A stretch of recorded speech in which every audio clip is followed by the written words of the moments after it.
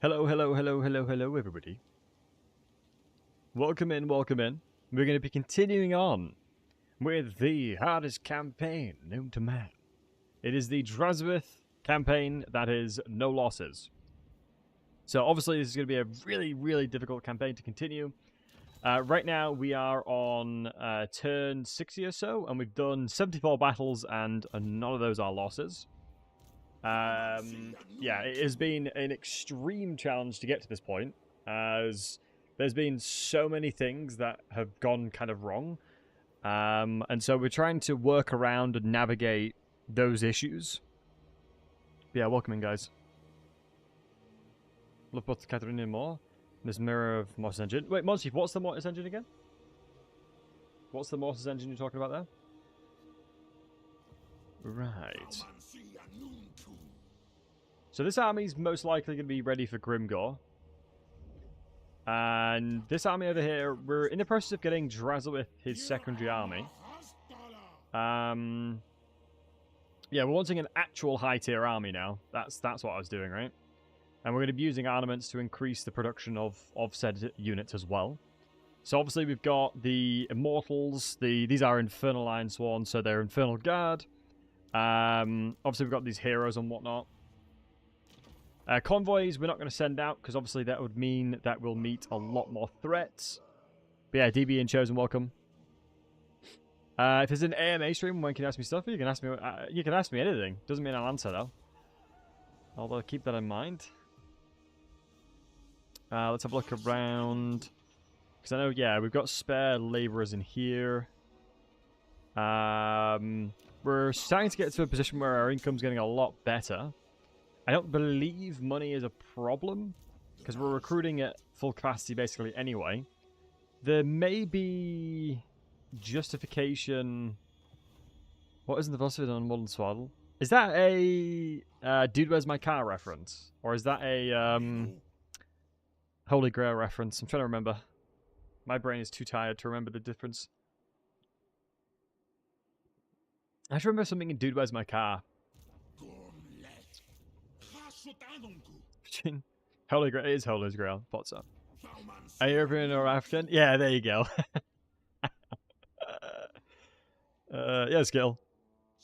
A train leaves Chicago at 5 p.m. Oh, mate, questions. My brain. Okay. I'll try and answer it. No cap. A train leaves Chicago at 5:30 at 40 miles an hour. Another train leaves Essex at 12:15, moving at 70. When will they crash into each other? I think I can't answer that. There's a bit with the French guys in the castle talking about swallows. Oh, yeah, of course. Of course. This isn't Fortnite. No, this isn't Fortnite indeed. Mate, I actually had a lot of time. I actually have a lot of fun playing Fortnite. It is surprising how good that game can be. But I'm now banned from that game because I'm too good. The last game I did was a win, so I'm going to leave it there. Alright, so we've got the summons. I'm trying to remember what we need to do here. My only concern is obviously Belagar is going to start sending armies across towards me. The Black Crag is the only one that has no actual units in it. This guy's got the perfect traits to be to take over for the Infernal Guard, right? Yeah, upkeep reduction for them. So I'm tempted to bring this guy on over towards Drazhoath now. It will mean that Lucas the Bronze may get replaced, but I think he has, yeah, not the most amazing trait, if I'm honest. Yeah, he's callous, so it's only really sacking and things like that. Maybe we could get both in there. I don't see there's a problem having 2 engineers or internal Castellans in the army. They definitely perform at a high level. Concern that we've got right now is obviously Grimgor is on the side here. We're having to deal with what we can there. We've got the mage kind of keeping a lookout. You are a metal mage. Unfortunately, our winds of reserve is exceptionally limited because this area is just garbage for winds. We've got the Black Fortress has been warged again, it looks like. Unless Grimgor's failed his war, and I think he has. We've got the Granite Guard, thankfully available on tap, but we do have 3 blunderbusses within that composition, so I'm relatively confident we can defend that alongside the Blood of the Fireborn spawn and the Dreadquake battery. If we do have an upgrade at some point, that'll probably be really useful. Because I suspect now is when a lot of the enemy is going to start coming towards us. We did a great job at shutting down Thorgrim completely, which is huge, which I'm really happy about. But now he still has Mount Gunbad, which potentially is a key point of recruitment as well. So we're going to need to deal with that one at the same time. It's a bit of a shame that we didn't put any kind of goblin building inside of the Kazakarak, which might mean we should take the Pillars of Grumni because of that, because I feel like it'd be a great idea to get, get that stacked off. The Black Fortress, we can just finish the labor costs. I don't see why not, especially because it'll give us a little bit more conclave influence as well. Let's have a look here, boys. Get a couple more slots, and this one obviously reduces the upkeep for them as well. Yeah, that means that surely at this point, yeah, 250 seems quite a lot though. Oh no, 188 is going to be what it's going to cost them. So 188 for Fireglaive seems relatively decent. Yeah, Matteo. Oh, and guys, we've got a really cool campaign idea going on at the moment. Candy has made the map basically where it will be a 3 versus 3. Where the Chorfs have to defend against the greatest war that we've ever seen from the Greenskins. And basically it'll be 3 Greenskins that start alongside this map here. And the Chaos Dwarves have to work together to try and defend Xanagrund against the aggressions of the Greenskins. So wars, everything's, they can do everything they want, but they can't pass into the Blasted Wastes until like turn 21. But it's looking really cool. It is honestly looking extremely cool. I'm really excited to see. Really excited to see how that's going to pay off, honestly. So yeah, we've got a lot of armaments as part of the fighting in general. Azag, Skarsnik, and Wurzag. It'll be Grimgor, who's obviously the leader. He'll be leading the war. And then I think it's going to be Skarsnik and Azag versus the 3 Chorfs, yeah. Really enjoy my multiplayer campaigns. That's amazing. Sounds interesting. Yeah, so you can actually modify the map, if you guys didn't know. You can modify the map and make it so that you can change whoever you want. I learned this recently because of Candy. You can legit modify the map and change all the starting locations. It's sick. So we're going to be waiting on Grimgor to make his appearance. We do have, obviously, the triple Thunderblasters, which would be nice. Zatan starting the Darklands. Yeah, so basically, Ashragoth will start in Xanagrund. Zatan will start off by Ashragoth's location, and Drazhoath starting in the same place he normally does. And then basically the orcs will surround the mountains. Basically, the lore reasons around it is that they are trying to rebel and release all of the orc laborers within the camps. Or release all the orcs and goblins. That's the lore justification behind it. But I'm excited for it. So we got tier 5s. We actually have quite a lot of tier 5s. Funny enough, Kazakharaki is not a tier 5. Why'd you go for Chorfs for this? Fireboat's a great question, honestly. I'm not set on Chorfs. I'm generally not set on Chorfs. I'm happy to change it to somebody else, but I felt like Chorfs having Xanagrund would make it a very interesting dynamic. Because there's very few factions that can hold against a Greenskin war. Chorf fanboy? Nah, Chorf are awesome. I am a big fan of Chorfs. It just depends. Theatrically, who else would the Greenskins want to fight against to, relieve their troops? There is no one really else that would be somebody that can be positioned there. Right, so let me have a look here. Orcs fight everyone? No, but enslaving the orcs, that's the whole point. It's more that the enslavement of them. That's the whole point of to do that. Wait for some multiplayer campaign with authenticity. Oh, that'll be playing with each other. Well, it'll be playing against each other. I believe it'll be domination. Either domination or land battle games, Zergo. Just to practice. Job's amazing, but against just tied to managing resources. Yeah, I don't blame you, honestly. You legit have to juggle so much when playing them. Right, let's see if anything bad happens. I think the only thing that I'm going to probably want to do just as a just in case situation is recruit a fire mage. And the reason I say that is because then again, fire will scale. Fire. The problem with fire is it eventually becomes useless. So we'll go with the Third Soul Metal Mage actually. I think double Searing Doom, double Hounds will be far better as a resource. Plus no supply lines means we can easily do it. Right, so what I'm going to make sure to do is just go through all my heroes real quick to make sure that all of them have moved. Otherwise, it will completely gut away my movement. So I don't think this guy's actually moving anywhere. He has no move orders. You've got no move orders. It is weird that the most effective way of defending these settlements is just to have a lord in there because there's no supply lines. So I'm expecting to be attacked by Belegar. Damn it. I won't be able to see what happens on the map now. I'll have to make sure to play close attention then.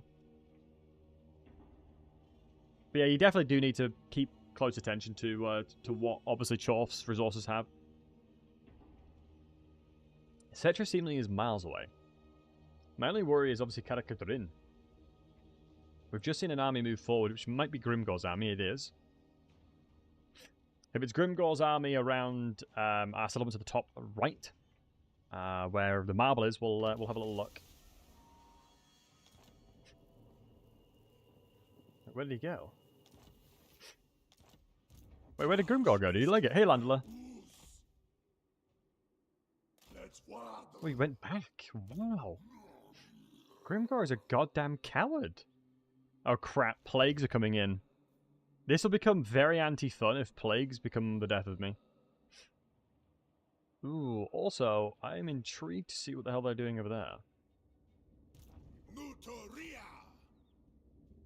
We have a look. Military presence is 6, so there's actually a full army in here.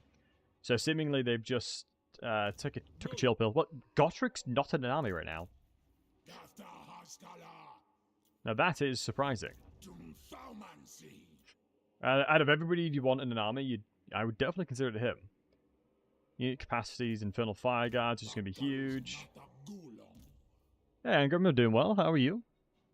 No certain solves. Have you considered some Warriors of Chaos for this? Warriors of Chaos could be really easy. Ooh, like an end timesy thing, Firebow. Can you defend against the end times? Is that what you're thinking? Because I like where you're coming from. No trading. Weapons depot, recruit ranks, and local recruitment. Doesn't really help me too much, unfortunately. But chosen by these... Yeah, I think I'm going to go weapons depots, because we do have enough armaments. Oh, doing this challenge. Oh, I feel like Archeon... The only problem I have with Warriors of Chaos is I think it's just way easier. Warriors of Chaos can poop armies out of nothing, and that's the problem I have. Although, I'm not sure about how you guys feel like this, but I feel like the AI's gotten way, way, way more passive. I don't know if that's just me, but it feels that way. I feel like the AI is becoming a lot more passive. I don't know if that's just me, but it's just a gut feeling that I've got. But I'm pretty happy with what we're achieving at the moment. Hopefully we'll be able to take out Thorgrim soon enough. We're going to need to just lick our wounds for a little bit of time. While we're recruiting the composition that we're looking for. It's just Infernal Guards that I want. I just want as many Infernal Guards as possible.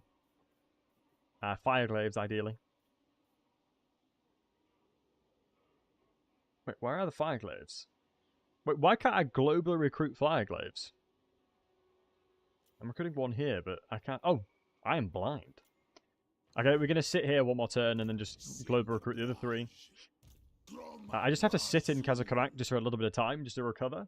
Lick our wounds a little bit to get ready for the ongoing aggression that's going to occur. Can I upgrade anywhere?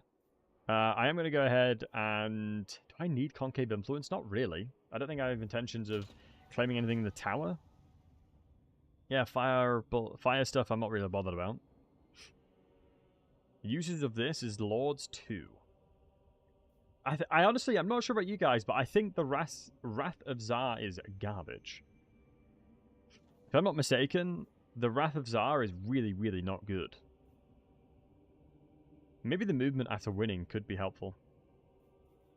Army Contempt does not feel any good. This was annoying it was stolen from us. As to sustain our productions of what we're doing, we may need to take it back.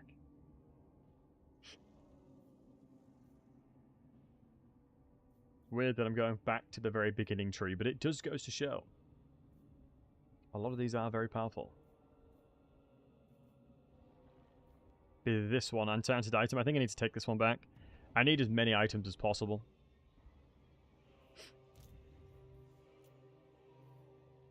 We got the Thunder Barge and the Dreaded Quake Mortar. So what I'm going to do is slowly approach towards this side and do what we can over here. There's going to be some late game army compositions that come my way. So there's a Warlock Engineer vibing out here. We're going to try and get more information where possible. Or is it Hagrid? Where's PS1 Hagrid?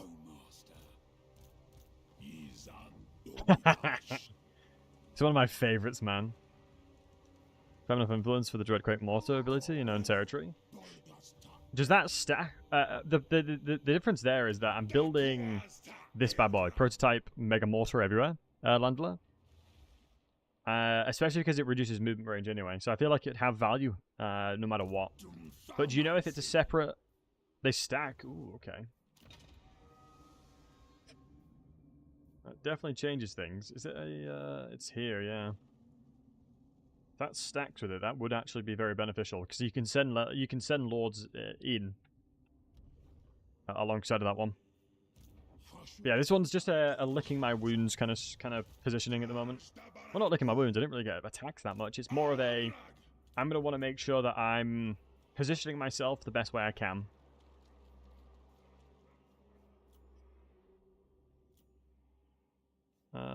Maybe it is just a case... No, I think honestly getting tier 5 is huge because of the Hell Cannon.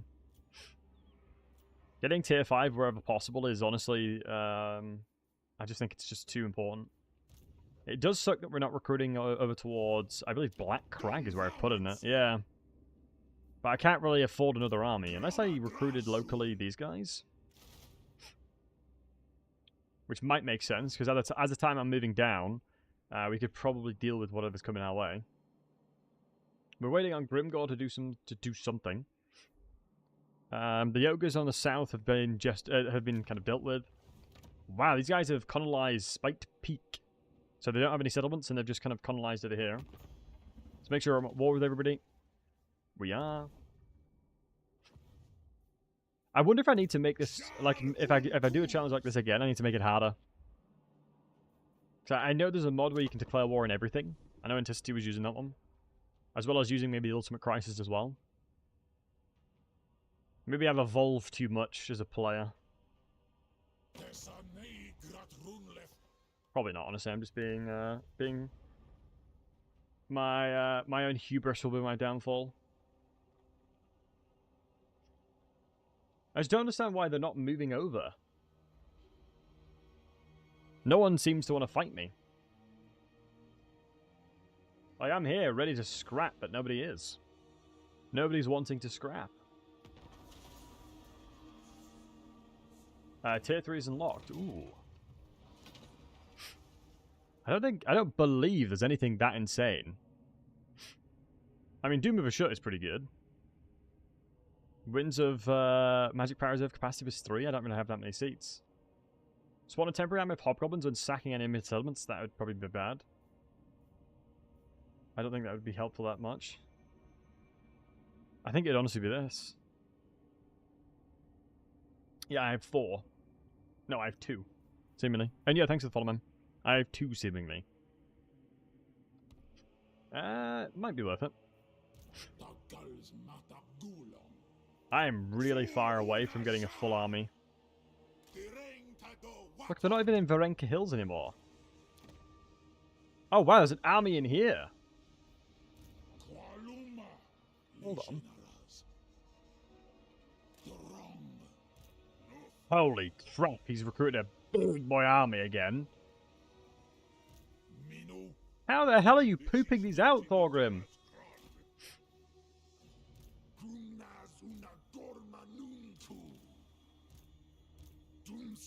Dear God. 2.1k, how much is it for you? Okay as well.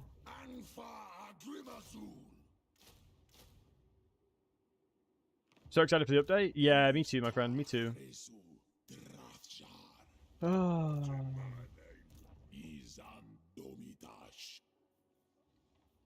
I just need to get that army across over ASAP. Can Thorgrim attack me here? As if he can, I might be in a lot of trouble.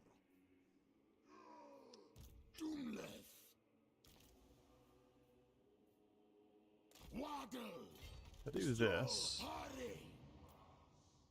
Then you recruit. Do grab a hell cannon or something. Triple hell cannon? Do you think that's worth it, guys? I think hell cannons are pretty damn good, yeah. Probably is worth it. I just need more infernal fire glaives. Because that's my ultimate... That's my envisionment of my late game stack is just fire glaives, basically. Just sucks that I'm having to slow down as much as this. Is it possible to steal Lord Croak? I believe you can steal any hero, anything. Maybe not legendary heroes, but I'm almost certain you can steal pretty much anything. And Angrim, good night, man. 3.1k on this army. I'm wasting so much money on this army over here.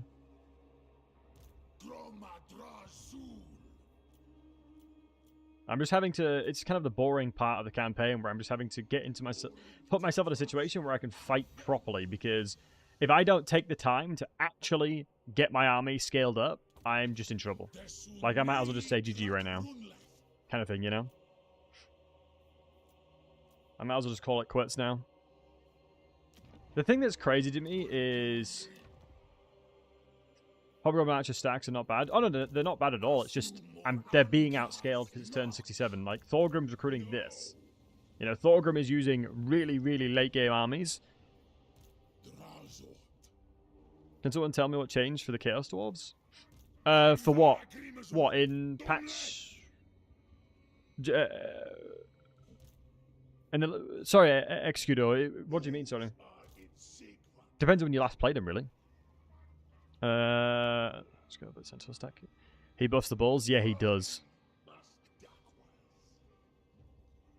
Hobgoblins versus Ironbreakers would be a little rough, I think. I'd agree with you. The thing that surprises me is how little money you make as Chorfs in fights. I have no idea why they're taking so long. I might just go and sack this or raise it. But my worry is, I'll be out of position. Nurgle's gonna become a big problem, I feel like. I just need to make sure that I'm in a good enough position to shut them down if needs be. I would laugh if an army is in ambush and comes attacks Kazakurak. I actually wouldn't laugh. I say that I'd laugh, but I really wouldn't laugh. I'd be very sad.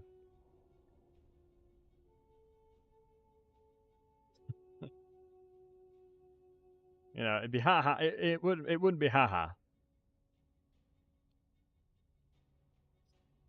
Oh yes, yeah. I was playing SFO matey earlier. Executor, my friend. I was playing SFO specifically, which is a mod, and it's releasing on the 14th. So there's tons of changes in that SFO mod, matey. But we're back to this campaign, which is vanilla. Crap, Beligor and this guy are.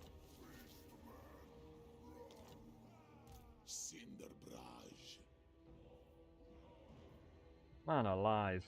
Thankfully we've got a lot of corruption, honestly. We're one turn away from getting some good units in. I might just have to just put Hobgoblins and Gauntlets back in Drazhoath's army and just call it quits for now.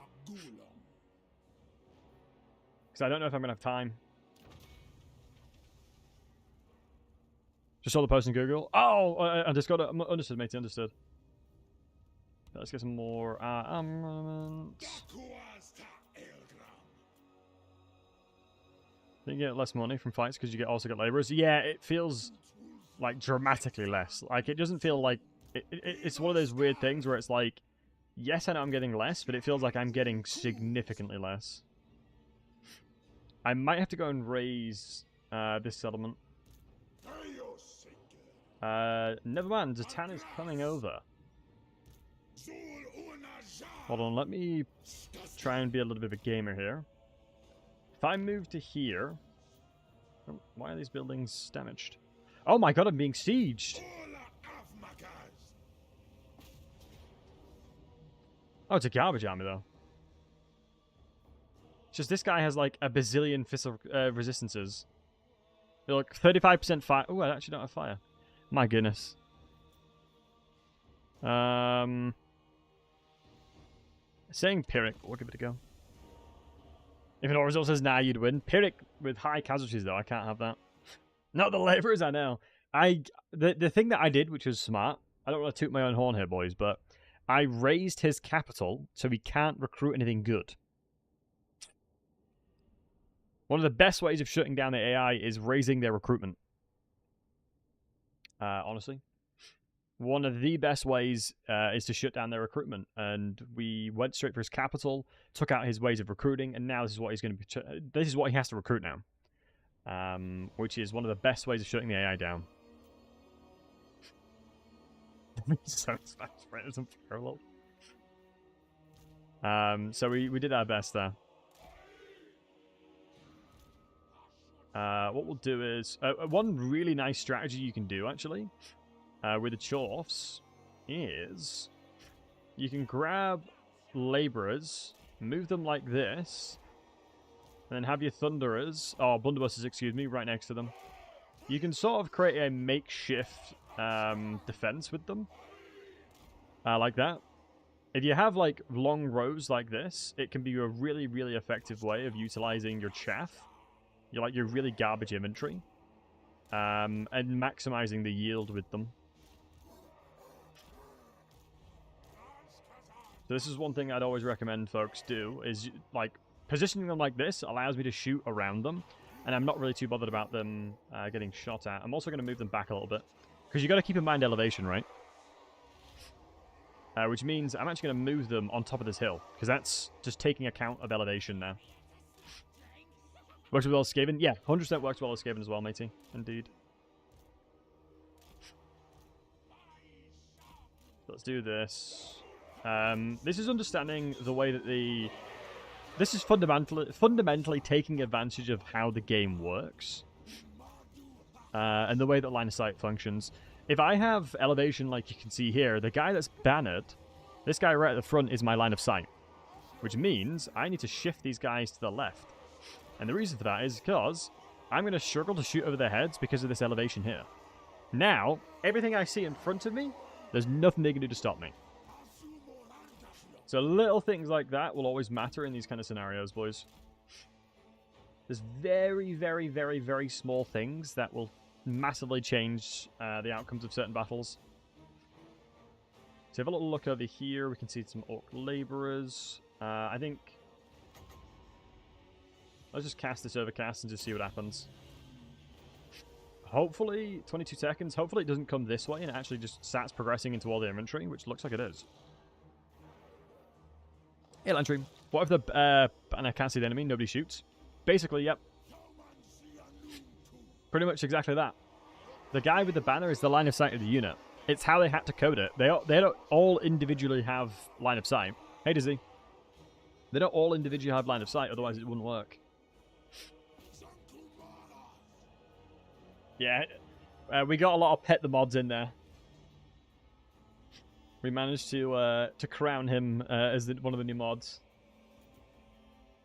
Let me wait for this. We'll get some pop shots in here. Goal is to do enough damage. That is odd, but also makes sense for some reason. Well, imagine having to individually code line of sight. Would you want line of sight to work like that? With how the game works with line of sight as is? That'd be terrifying.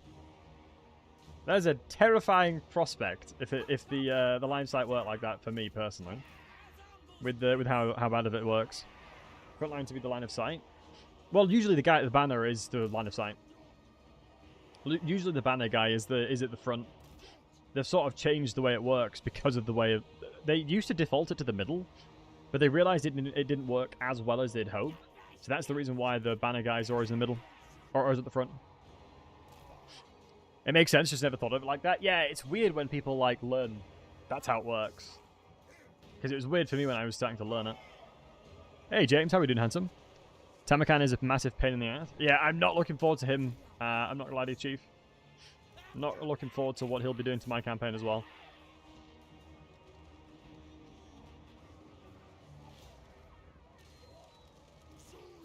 I should be moving this guy up now. And you can see we've created a really nice firing arc in between here as well. A really tasty firing arc, which I'm happy about. We managed to give him the Lifebane Blade, which is the reason why we went into the... it's the reason why we went into the seat that we did to get random weapons.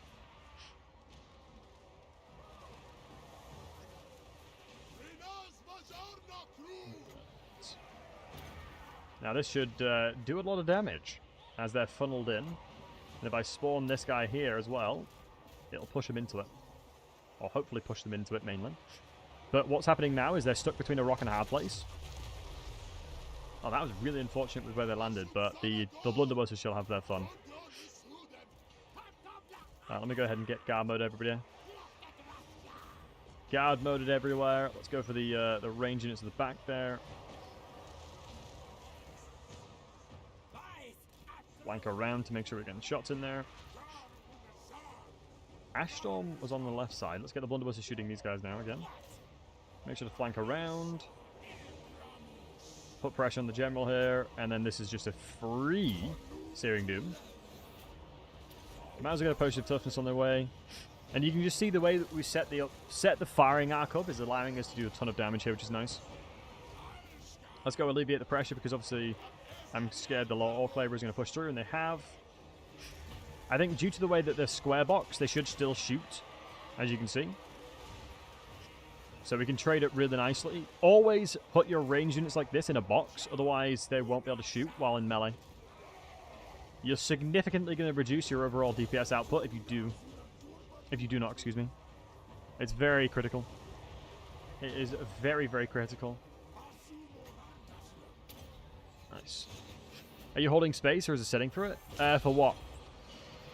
Skill, sorry, matey. As if you do hold space, there's tons of overlays that shows it. Oh, unit highlight. Yeah, right here, matey. Selection outline. Just lock it. Just lock it. Honestly, I don't mind all these laborers in there, so I'm not going to kill the rest of them. Happy with that? I'd rather have them with laborers in there. When do I think they're going to release Karanak? Probably 5.1, honestly. Gold Magic is my new favorite Scroll of Magic. Yeah, Metal Magic is very nice. Metal Magic is really, really nice. Jorah.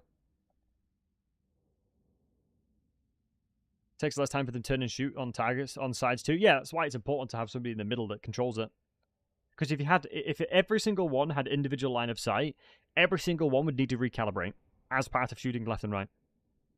When do I think they're going to release 5.1? Not a clue, but I would assume next month or two.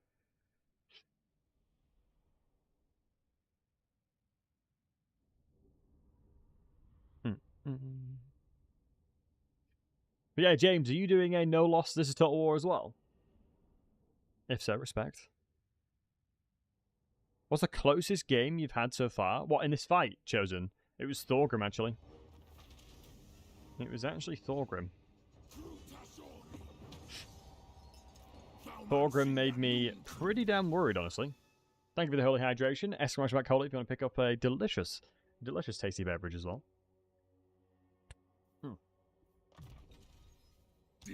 So we do have Searing Doom. We could go with Fear and Terror, but I'd rather have the Potion of Toughness, just as a emergency.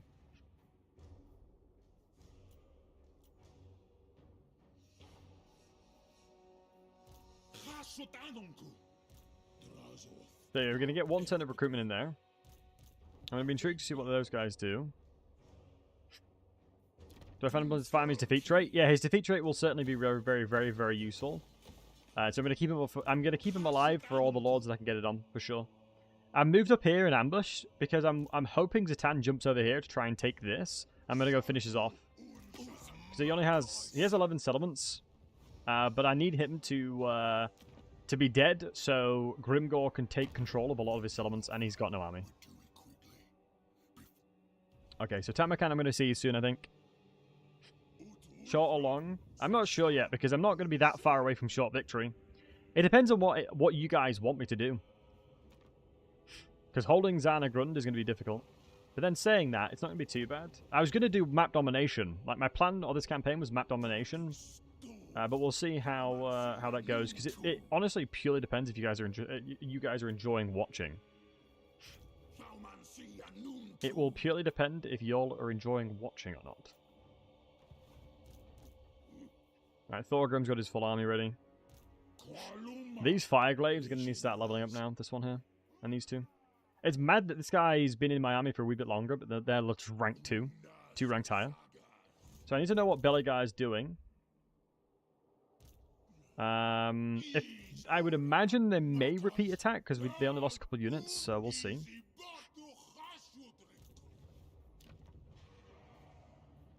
I really don't think it's worthwhile upgrading this, but now it might be worth it, just for the additional armaments and stuff.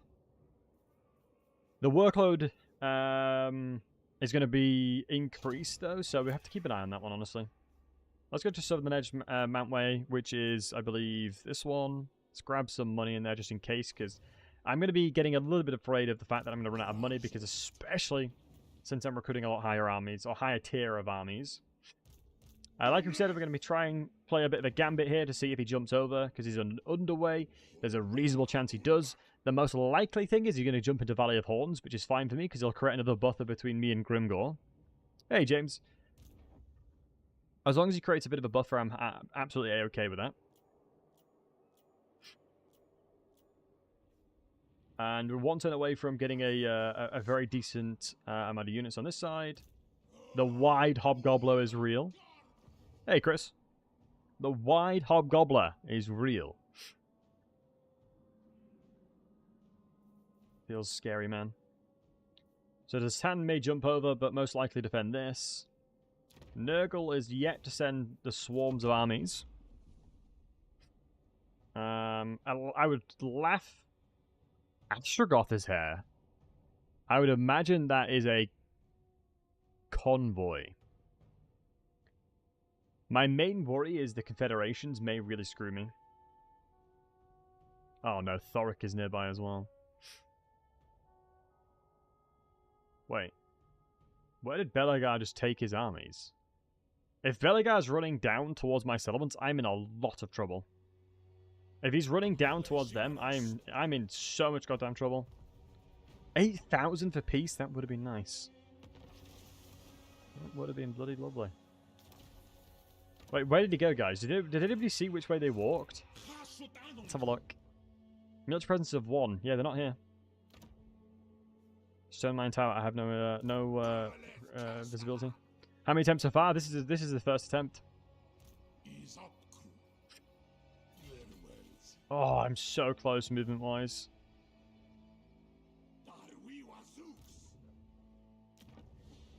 I need to figure out if they're moving this way. Wow, they're going towards... They're going towards, Wurzag. I didn't see where he jumped. He's not inside of here.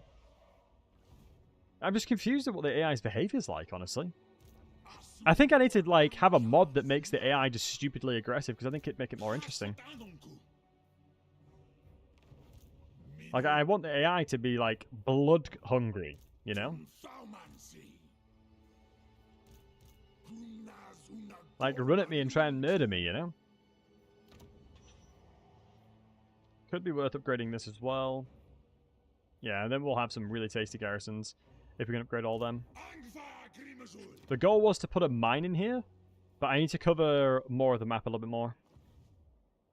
Want to be like Ultimate Crisis? Even the Ultimate Crisis can be really, really passive sometimes. It's very strange. Gives the AI replenishing ammo, like burn skill, makes stuff way harder. Interesting. No, I think the main thing is just the aggression.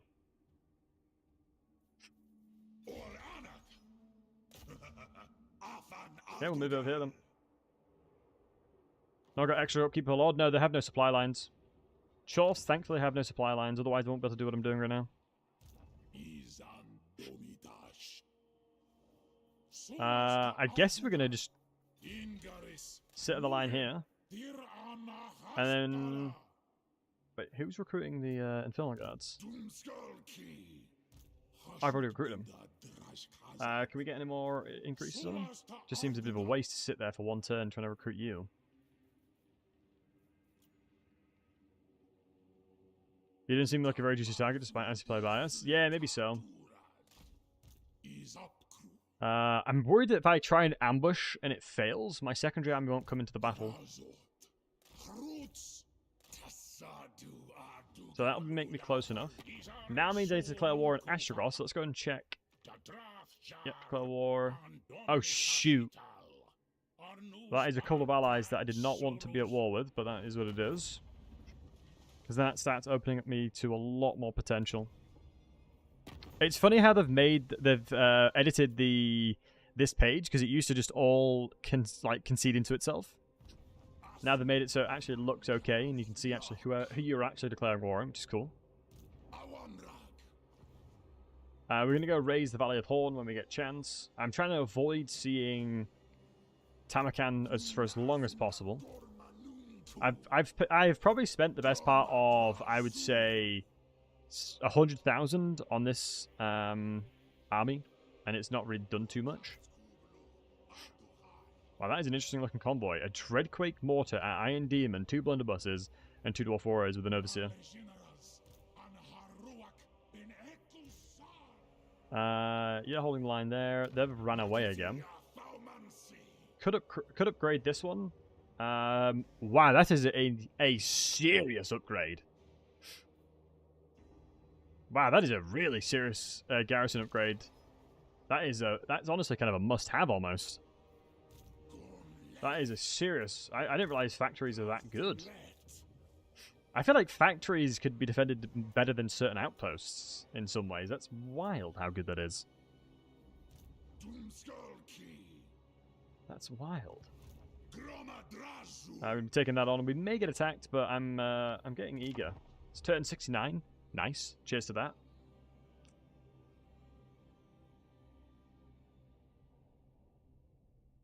I'm keeping an eye on Belegar on the left-hand side here. This is 100% a Dark Elf. I put any money on it. This right here is a Dark Elf moving about 1,000 Black Arcs. I put any money on it. I honestly put money on that. Wait, did Thorgrim just run away? I think Thorgrim might have just ran away. Wait, I stopped looking at Belegar. What did Belegar do, guys? Literally was saying that I'm gonna look at, keep an eye on him, and then just started yapping, and then just stopped looking. Ooh, Armor of Destiny is huge. He ran away like a coward. Did he go towards the Iron Mine? My god, they ran away. They actually ran away from this. Oh, Thorgrim's running down, that's why.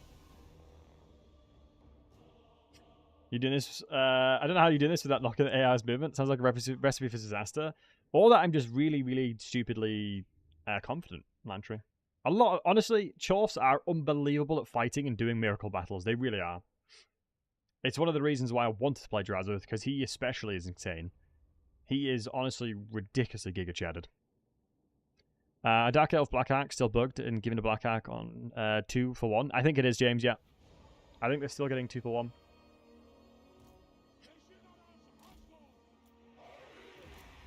So if you don't know what's happening, I believe the AI gets 2 Black Arcs per ritual that they're doing. Which is the reason why they're getting so many. Oh, the reason why at the very end of the game you deal with about 100,000 of them.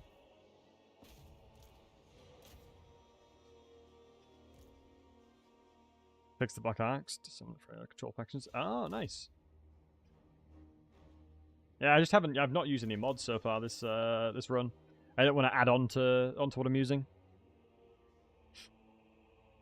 I have Fireglaves. Yeah, we're definitely looking a lot stronger nowadays. Getting extra axe, but it still shouldn't crash the game for the AI to have like 10 armies. No, I agree. I just think they're doing. The game's not used to the AI doing so much in a turn.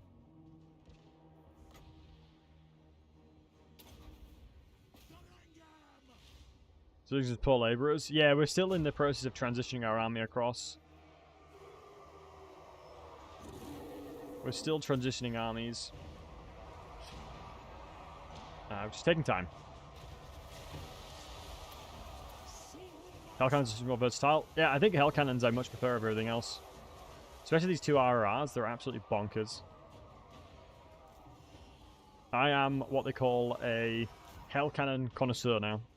I will happily take hell cannons over pretty much most things.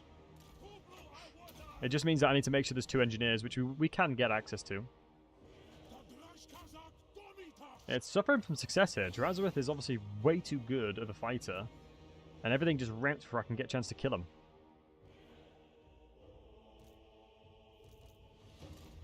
Everything just sort of ramps before I get a chance to kill him. Magma cannons. I think they've nerfed magma cannons too much, if I'm not mistaken. Like, do you guys feel like magma cannons are good now? I mean, hell cannons were quite literally made by Chaos Dwarves for the Chaos, if you guys didn't know.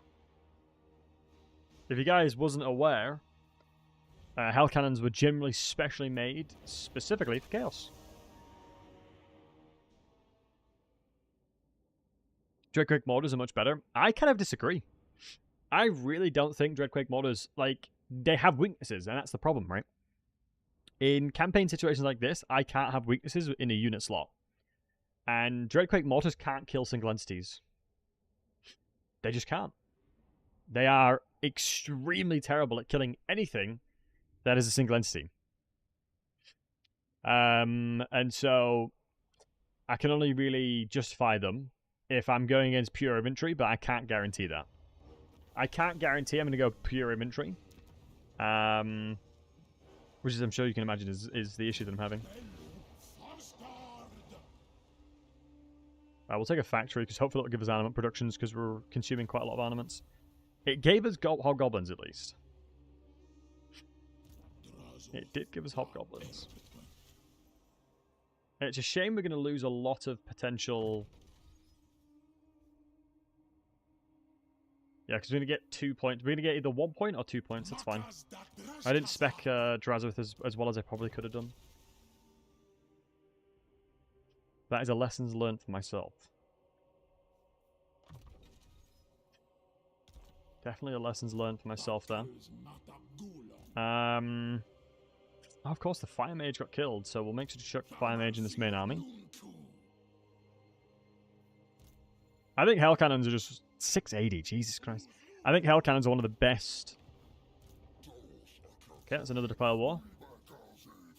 If I meet anybody, I gotta declare war on them. How the hell have I met the last defenders? That is a bloody good question.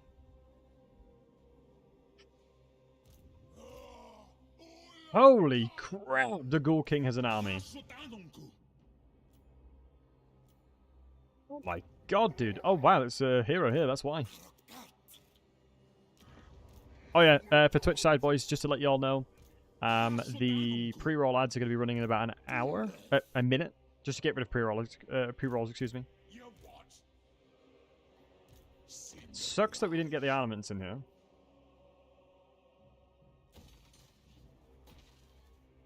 The factory building, excuse me. It does mean that we can recruit hobgoblins.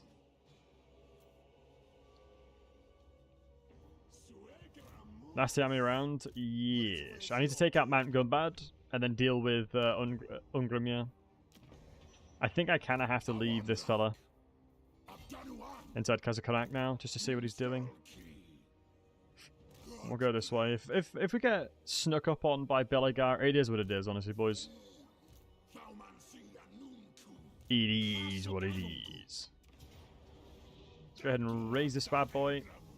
Shame how little money it's making, but sometimes it doth be like that.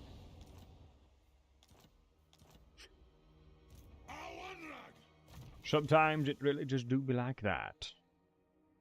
So we've leveled up this army quite nicely, honestly. So Lucky Lackeys is solid. It'd be fantastic now to get the Magma Cannons buffed up.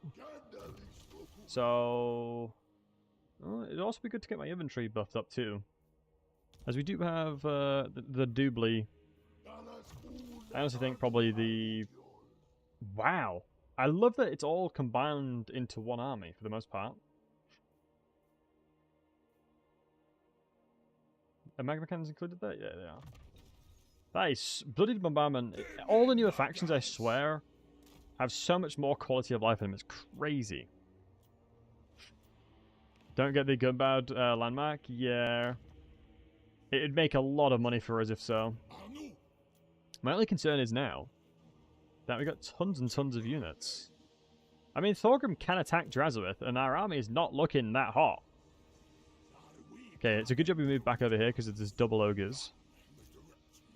We're going to need this guy back into Drazhoath. Well, we need him in Drazhoath's army, excuse me. Gulkin can start sieging Karakazol. Is there a justification behind upgrading this? It would give us a lot of good stuff.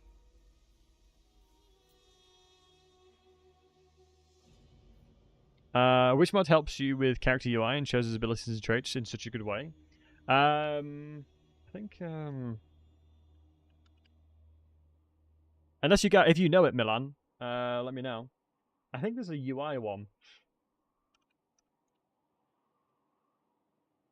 I think UI improvements. I think it's called. Is it UI improvements?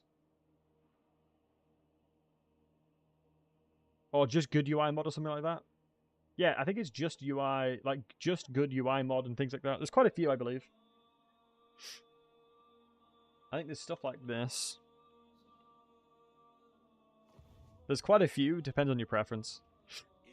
Thanks. No worries, dude. Appreciate you hanging out and helping out. We're just looking into it. Yeah, no worries, man. It depends. Honestly, there's so much preference. That's one of the best things about it in general. There's so much, depending on your preference, that you have access to, right? Right, let's get the Lifebane Blade over here now.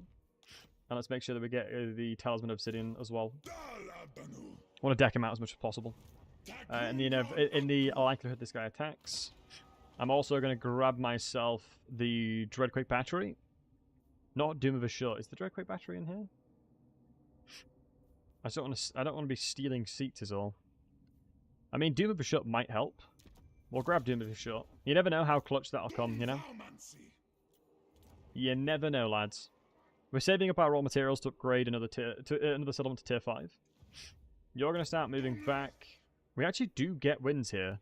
And it's now stalemate as far as I'm aware. If I click wins, Winds of Magic, it is kind of stalemate now. Don't usually use mods. Oh yeah, there's tons and tons of really good quality of life mods, honestly. There are tons of really, really good quality of life mods.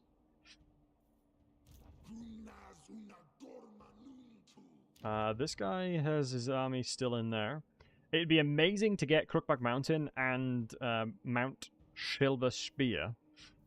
But we're working on it. We're working on it. Right, so let's have a little peek ski again. Let's see what happens. So we know this guy can come over here and attack. Hey, Kellett, good to see you, buddy. We've already raised this one, so we might see some aggression from Grimgor. We've still got an army chilling around here, just in the inevitability that we get attacked. I mean, our army compositions are now... like, our garrisons specifically are starting to look nice. There may be compositions that come out with significant strength, but we'll see. My expectation is Thorgrim may try and attack Drazhoath. Thankfully, Scragg's at war with multiple at the same time. Wow, he's taken over Renka Hills, which means Belegar is going to have to come back and defend that. Just good UI mod? Yeah, James, that's the one I linked, lad. So, Thorgrim... Yeah, look at how long it's taken him. Look how long it took them to do that turn. That's mad.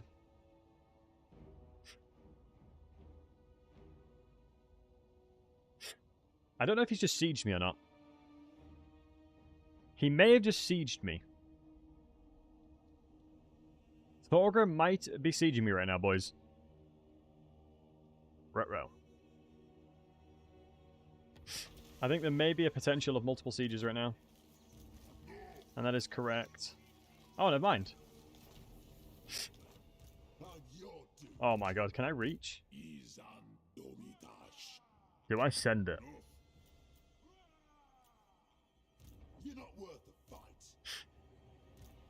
Man, do I send it?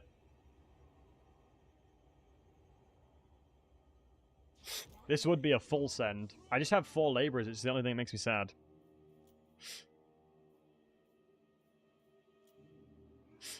Because it's 1, 2, 3, 4. It being the entire army.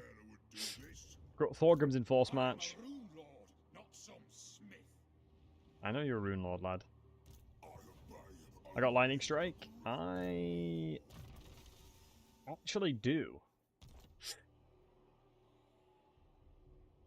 You know what that means?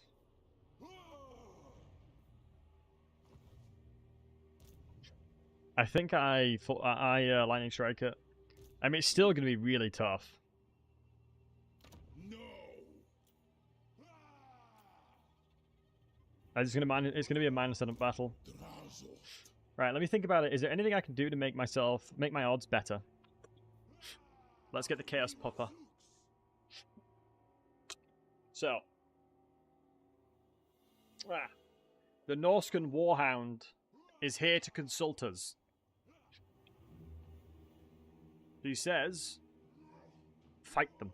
You see that yawn? You see that subtle little yawn there? She's indicating that war is upon us. War is absolutely upon us. First time playing Dwarves and I want to transition to a Slayer plus Goblin Hero army as Malachi. Am I throwing? Can it work? It can work. Honestly, Malachi makes most things work. He buffs Slayers like crazy. I think the only problem you'll find is having very limited access into, I guess, long-ranged artillery. You'll struggle. Right, so I'm definitely full sending it here. I'm going to take this army out first, and then we'll attack Thorgrim afterwards.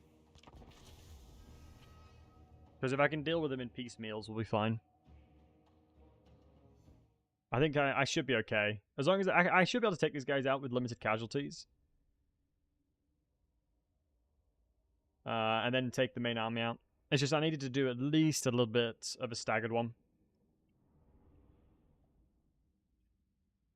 Like, Drazhoath excluding the 4 Goblin Labourers and 1 missing slot. Like, this army's looking really nice at the moment.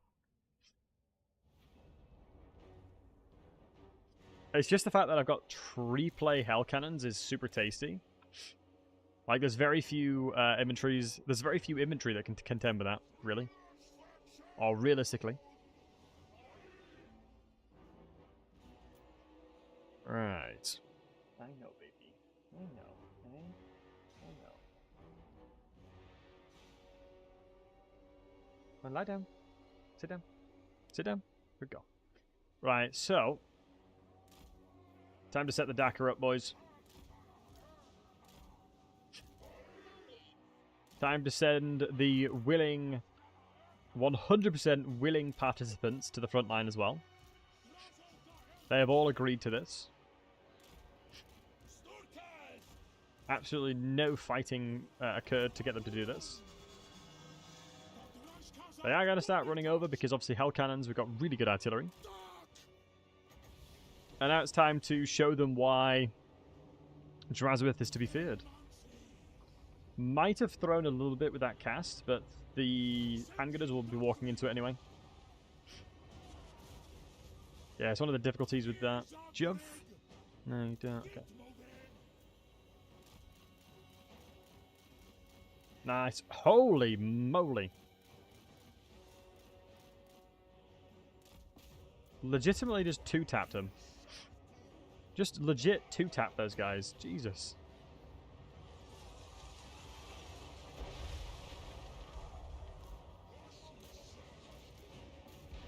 Let's have a look how much damage the tree play will do again.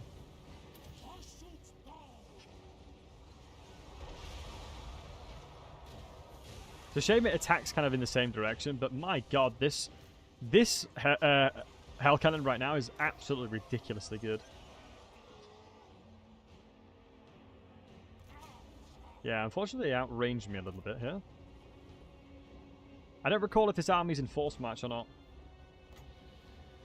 So what I'm going to go ahead and do is just summon these guys on them.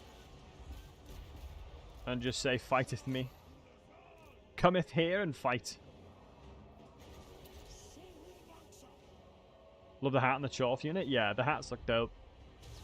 I mean, it's one of those things where when it comes to Drazhoaths, the bigger the hat, the better, the more important the person, typically speaking. Why is it so bright? The cat, the room, the map on my head. I've heard both.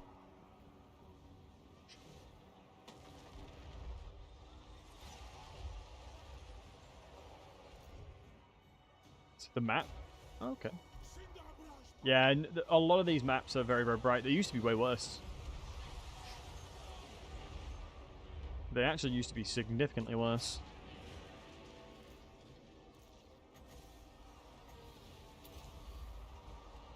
Another cheeky one of these casts. Oh my god, that poor guy.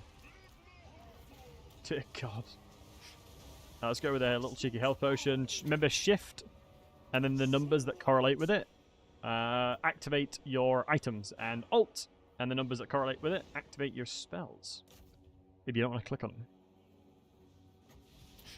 So, for example, gyrocopters are a fantastic situation with that.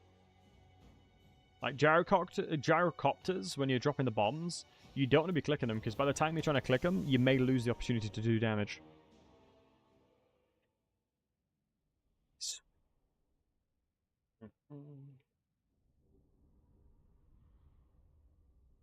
Like, do me a favor, guys. For the cat war boss right here, how long have you been playing? Actually, before I ask, how long have you been playing cat war boss? Out of interest. Boomer equal cat. Click fast enough. It's nothing to do with being a boomer. Thank you. Literally nothing to do with being a boomer. Hey, everyone is in the same boat with that. That's not just me.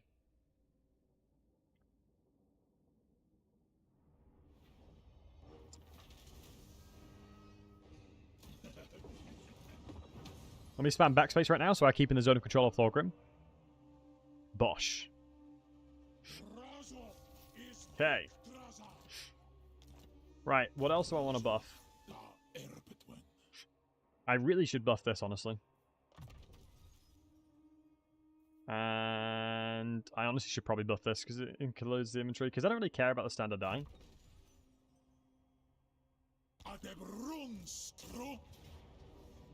I don't think it changes much. Alright, now to deal with Thorgrim's giga fat army. Let me encircle this because I'm actually slightly nervous. The factory's left it by itself now. Maybe we take the advantage. Maybe we take this opportunity to build it up. And just pray to God that we can keep it alive. 100 hours, why? Okay, so, right, guys, do me a favor. Do me a favor, boys. Type 1 in the chat if you remember when the snow maps literally blinded you. Type 2 if you don't. Like, I remember when snow maps legitimately were unplayable. Like, if you looked at a snow map, you generally couldn't see. Oh, I remember. Mate, it was blinding. It was awful. Like, we're talking, like, near enough the release, though. This is kind of, like, near the release of Warhammer 3. Guess I'm lucky, yeah. Maybe they fixed a lot of it, honestly. They really did fix an awful lot of it. Bloom was horrific. Yeah, my goodness, it was crazy. But it's interesting some of you guys don't remember. Even more strong large entities if you directly cast underneath them. Glory Gold? Yeah, it does, yeah. Almost a real how many games, how many problems this game had? Yeah, it was really bad. It really was bad, honestly.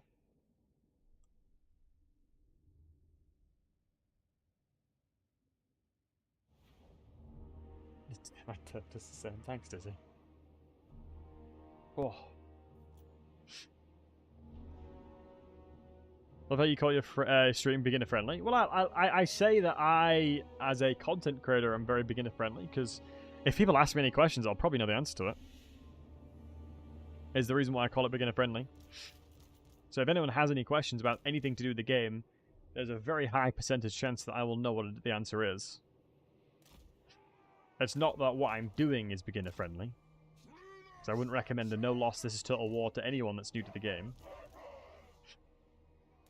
If they wanted to quit playing the game and get annoyed at the game, I'd probably recommend it. But apart from that, I definitely wouldn't suggest it.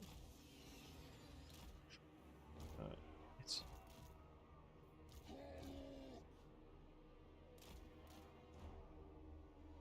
Sigval? Nah, it's friends. Any reason to not have both Dreadquakes? One of the main things about Dreadquakes we've got to remember is that they're so expensive too, right? I think the biggest downside to them is how expensive they are, and that is honestly a very large catalyst as to why I'm not using them. Okay, you've moved it out of the way. I'll cancel it with an item. They're so insanely expensive. They're still broke too? In what way, my friend? In what way do you think they're broken? Because certain units do wonderful things randomly.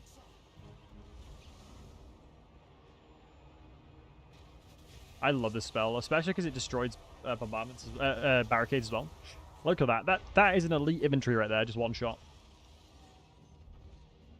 That is as elite as it gets for the dwarves. Oh, hello, all of your artillery. It's very lucky this is actually on in a siege fight. This would be so much harder to do this in a normal fight.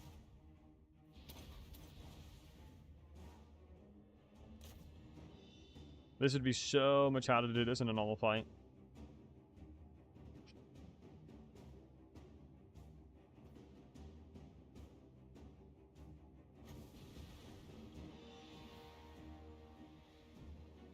Iron Drake's not bothered about that. Let those lads still do their thing. We have a lot of fire resistance is the reason why I'm not bothered about it.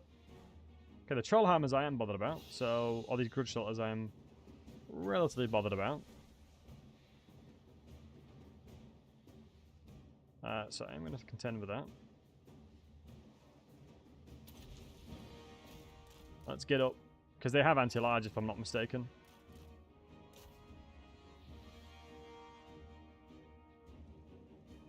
Nice. And then what we can do is just slowly move up. And let's just pop ammunition into the RRR here. We do have to deal with these guys to make sure that our army's not going to get crushed. They're transitioning their artillery over to the left-hand side here. Which is just making me want to summon this on them. We've got access to a healing potion, so I'm not too fussed just yet. We're also moving up my hell cannons to have an opportunity to attack things better, but looks like their line of sight is struggling a little bit. So let's move them on to the right, a little bit to the right, just so they might be able to have a better angle there. How useful the mobility is? Get an entire mammoth in. I guess it depends, right? As so far, I've not needed to worry that much about mass killing of infantry, especially because of Drazhoath. If I was playing Ostrogoth, I think I would probably be more concerned with utilizing them. So it's a valid question, it's a valid point, but I think due to the fact that my Legendary Lord can do that, I'm not as concerned, if that makes sense. I am not as concerned. Let me kill these before we lose too many entities. And we'll slowly start moving up. If my Legendary Lord could not one-shot elite infantry, just like that, then I would definitely want to be considering Dreadquakes. It's just, normally Dreadquakes are a must against elite infantry, and I do not need to... I can kill elite infantry. Just like this. It's so insane. Drazhoath is so powerful.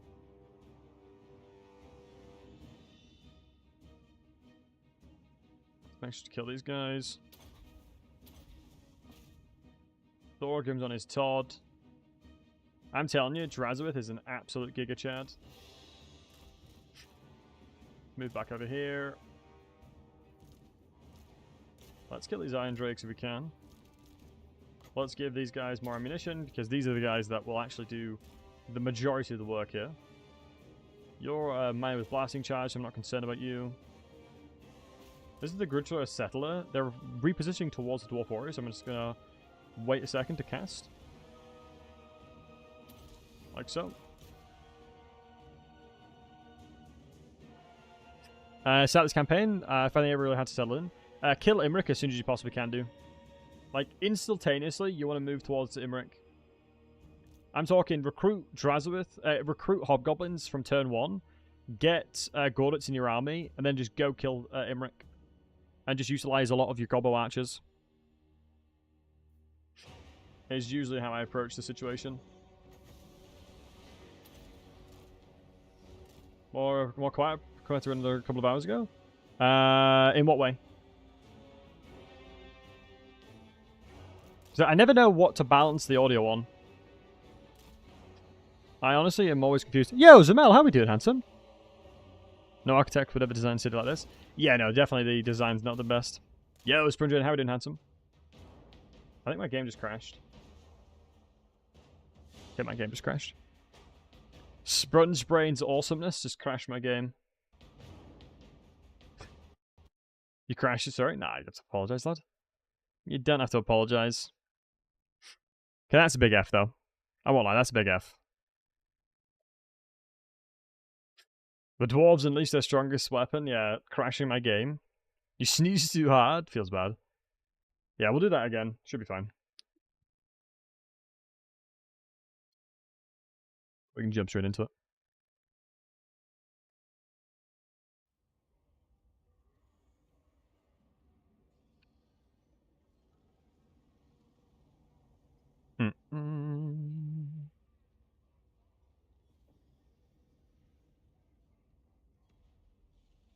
Screen. Oh, Monster Chief, I've just seen the thing you've shown.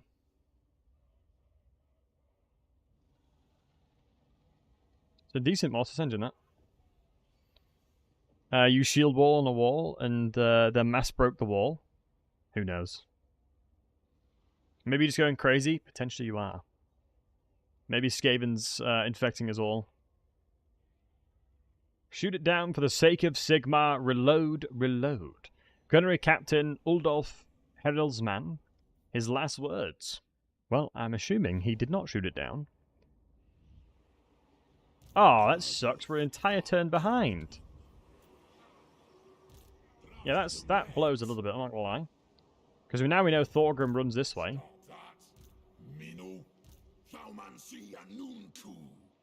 And we know that we can recruit more infantry here, at least. Hey, Marco, good to see you, bud.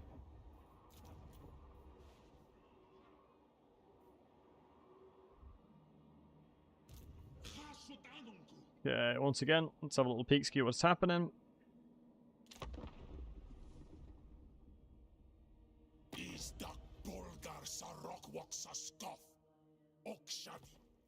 Yeah, I think it's one of those things where my assumption would be the art team probably makes the maps first, and then the engineers fix and put in towers and stuff. Would be my best guess of how they design settlements. If I had to take a wild guess, that's what my assumption would be.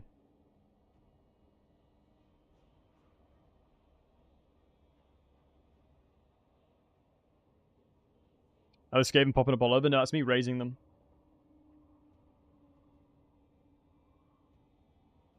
Making a multiplayer more stable, will it work for multiplayer tournaments? Probably, yeah, Marco. Because I use that VPN with a koi. Right, bribe their leaders are a great feast. They kind of work together, honestly. But control seems really nice. I think Chaos Undivided, if I'm anywhere... So Chaos Undivided Corruption gives a lot of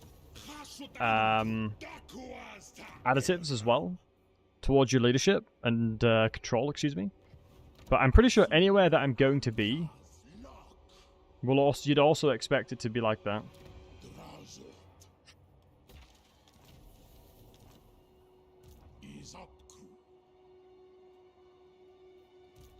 So nice. That army's going to be good to go. It's going to be the Skavens to defend it. It's about a Razor Gore chariot because they're terrifying. Oh, really? I'm not surprised. And you're not wrong. They are absolutely terrifying. God, it sucks that we don't have any... Yeah, it really just sucks we don't have any other access towards it. So we know that we attacked this guy last time. And we lightning striked it. Unless I feel like I should just take it all at one go. I shouldn't. I'm kind of trolling if I do. Help multiplayer competition. Turin's going to love this. Yeah, I'm actually going to probably... I'll speak to him about it and see what he thinks, because it's actually really easy to make. Because the difference there would mean that you could locally host things instead of hosting them over like multiplayer lobbies. You could host them locally, which would be as good as you can get. And Dr. Adam, thanks for the prime, man. I appreciate you. Cheers to you, my friend. Out of interest, what's the reason for the Lords in each settlement? We're doing a no-loss challenge, Adam. Is honestly the reason for it. And I need to make sure that we have at least a mage casting spells on stuff. Otherwise, I'm going to be in a lot of trouble. Like, if it randomly gets attacked by something, and I don't have a mage inside of there, I can't guarantee... I'm going to have a really hard time winning, right? I'm going to have a really hard time winning it. When's the next FFA? Next FFA, hopefully soon. Although I am planning on doing a campaign 3v3 soon. The plan regarding the 3v3 campaign was I would basically have a lore-based campaign where we'd get a lot of gamers together, and then we would all fight in a 3v3. The idea I had was Zanagrund, where we're all defending... Well, Chorse defends Zanagrund against the Wa, the Greenskin Wa.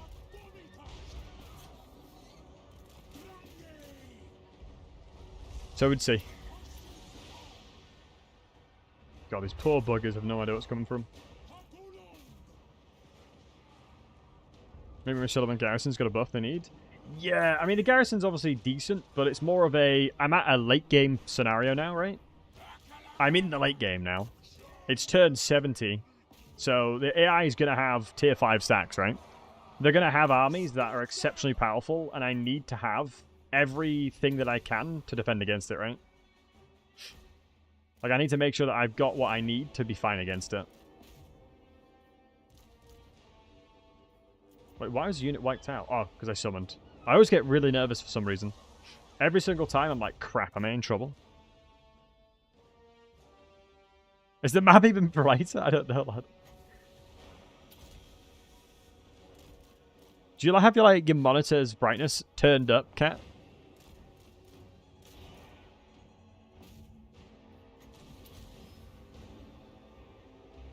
Nice. Just need to make sure that annoying units are all dead. Honestly, every dwarf unit's annoying, low-key. Yeah, nice. You get very bad Norska vibes. How comes, Amal? That was under the trade agreement with me. I mean, obviously it's because I accidentally betrayed an ally. The request of another ally. Nonetheless, this means war in like 15 turns. Nice. Is it the battle of the Maze, Sponge Rain? Do not shame your ancestors, my brethren.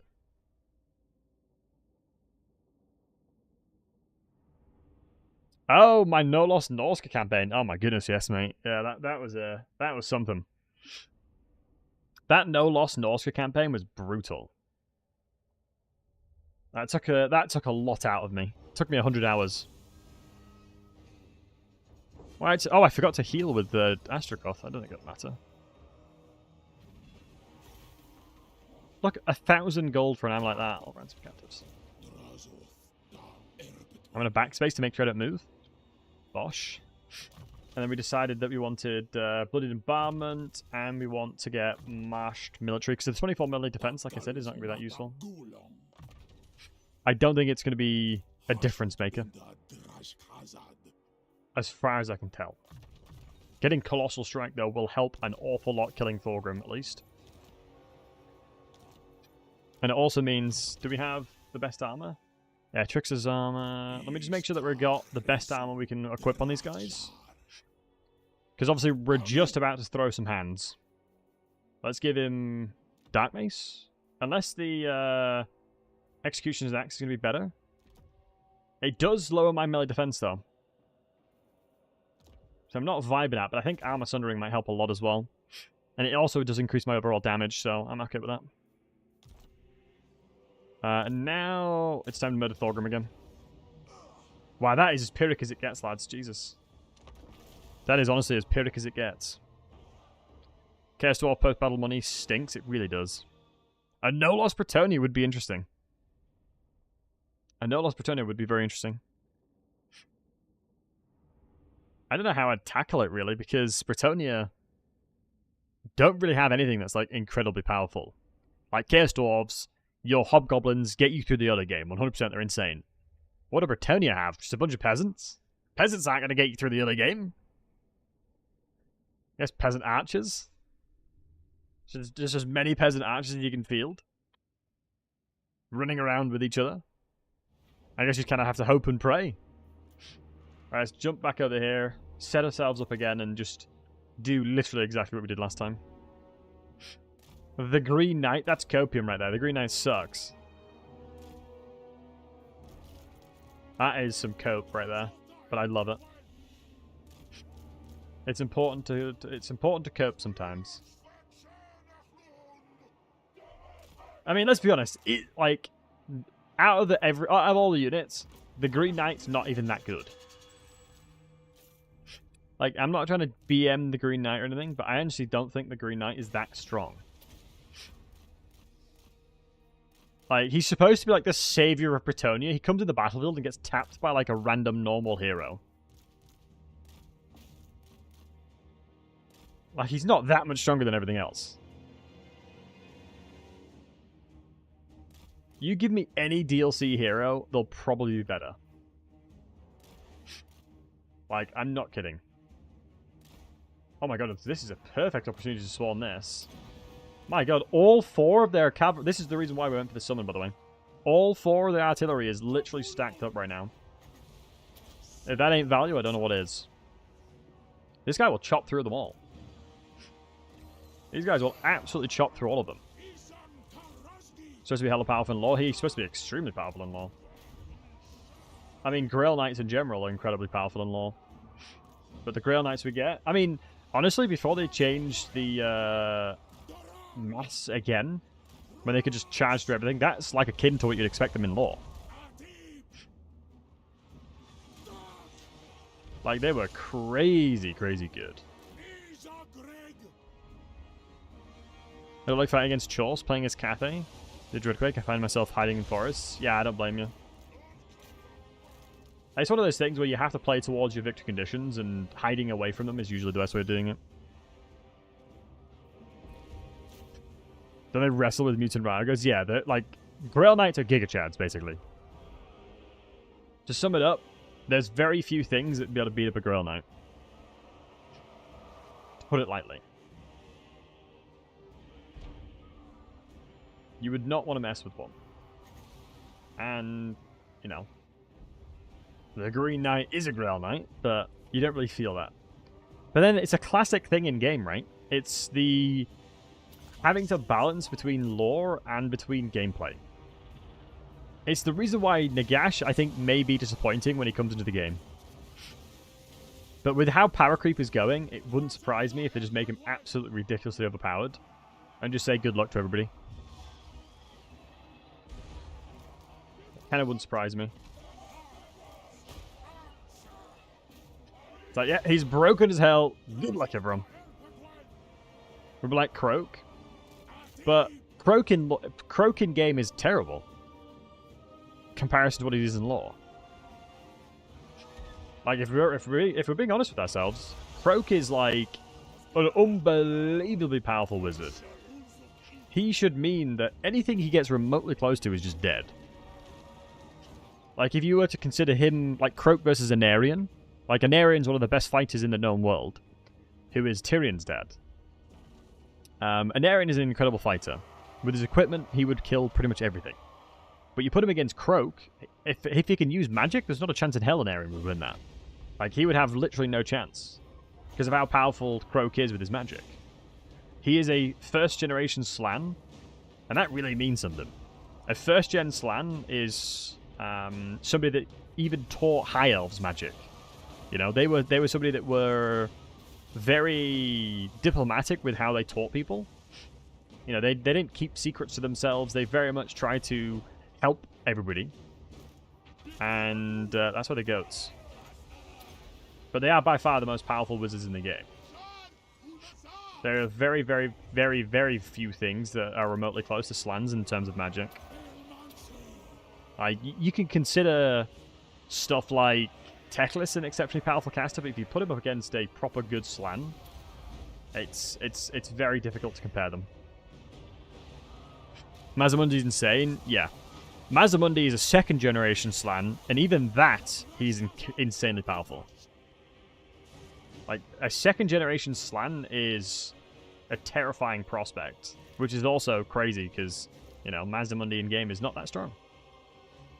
But it all revolves around the fact that you have to balance the game around lore. You know? It all revolves around making sure that you balance the game around lore. And that is obviously the difficulty that CA have. And the reason why I am slightly worried about the outcome of Nagash. I think we could all sit here and say, it's not ifs or buts, it's when for Nagash. Like, come on. There's not a chance in hell they don't explore putting Nagash in the game, you know? Oh my god, that is literally a nuke. That is legitimately a nuke, that's insane.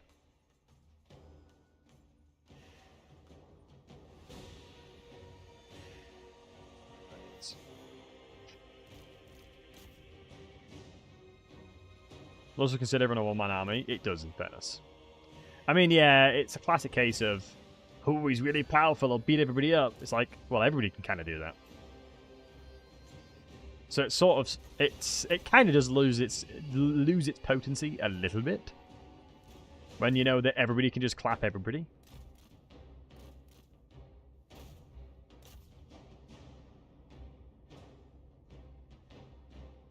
Fearless swordsman. Anyone that's, like, of a noble born that's picked up a sword, probably.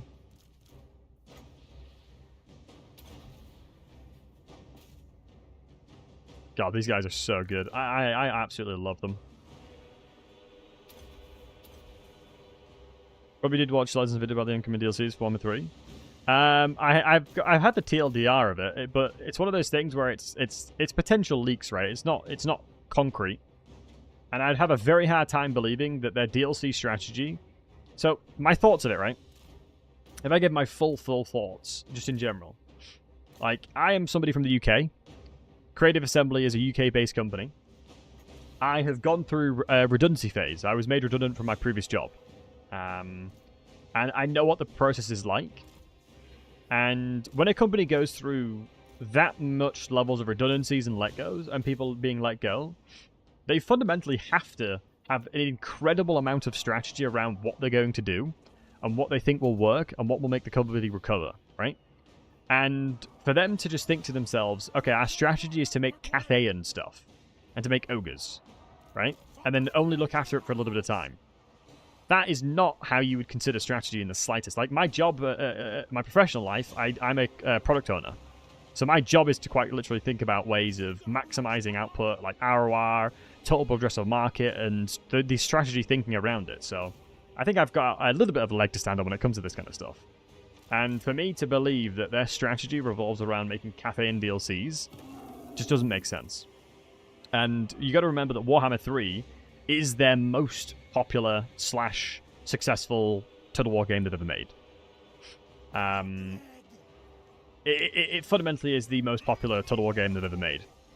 And for them to not consider ways to maximize their profits with the game that they know is doing well doesn't make any sense. It's sort of like Warhammer 3 is going to keep the lights on, so if they started to work on Warhammer 1, if they started to work on Warhammer 40k, wouldn't surprise me. That's the kind of stuff that's in the future, but you have to make sure that you're dedicating resources to ensuring you can keep the lights on with Warhammer 3.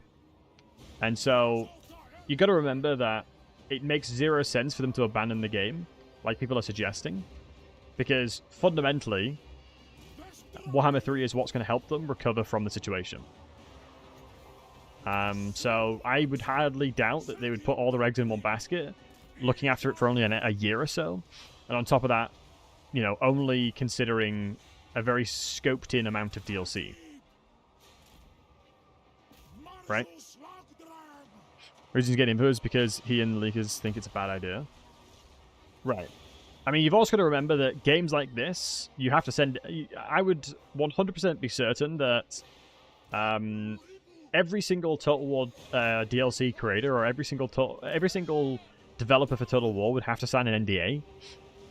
And they would be sued to no end if they leaked stuff. Like, it would be ruthless how badly they'd be... Like, the crap they'd have to deal with, that's part of it. But who knows, you know? It's one of those things where, like I said, I have been through a redundancy. I know how it feels. And I imagine when it comes to making DLC, it is quite literally a long time in the future. For example, you know, making DLC for the game starts like a year in advance. A year or so in advance, you know? But yeah, it'd be interesting to see. Like I said, I have a hard time believing it, though. The Killer Clown model from 93. I've been saying that the Nagash is my favorite model for Nagash is actually the old version of it. Looks dope. If they get it right for Lord of the Rings, that might work. I think Warhammer 1, excuse me, World War 1 and 40k is a safer bet, right? I think getting the IP for Lord of the Rings may be difficult, depending on what they need to do. Wasn't supposed to be called in Slanesh? It was, yeah. That was the original roadmap. That was the original roadmap that was communicated. I believe it has since changed. I think the roadmap is changing. I think it all revolves around the fact that they didn't think the game would take as long as it has to recover. Slash, when they released it, they didn't realize it was in as bad of a state as it was. Best Star Wars is the one in the pipeline after 40k. Nah, I hardly doubt it. I know, isn't the IP for Star Wars, it's a lot easier to get a hold of now? There's something that's happened, so potentially Star Wars as an IP is a lot more realistic to obtain, but I still have a harder time believing it.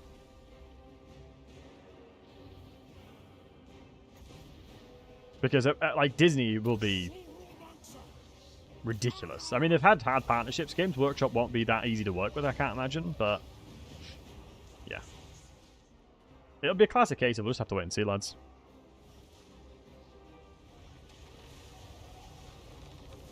It'll be a classic case of we'll have to wait and see, lads.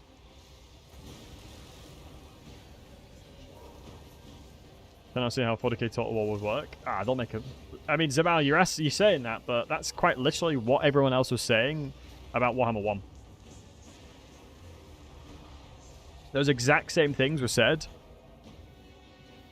before the release of Warhammer 1. Exactly what you're saying now. That's pretty much what everyone was saying. And they did a fantastic job with Warhammer 1. And 2 and 3. You know, I wouldn't be here today without the game being in the state that it is. I think 40k would work better than Warhammer 1. I mean, I don't think so. I honestly think, from a logistical perspective, I think World War 1 would actually not be too bad, Bungie. And hey, dude, it's good to see you. Like, if you think about the underway systems, if you think about Three Kingdoms battle deployments and things like that, I don't think trench warfare would be too far-fetched. I really don't think trench warfare is that far-fetched. I really don't.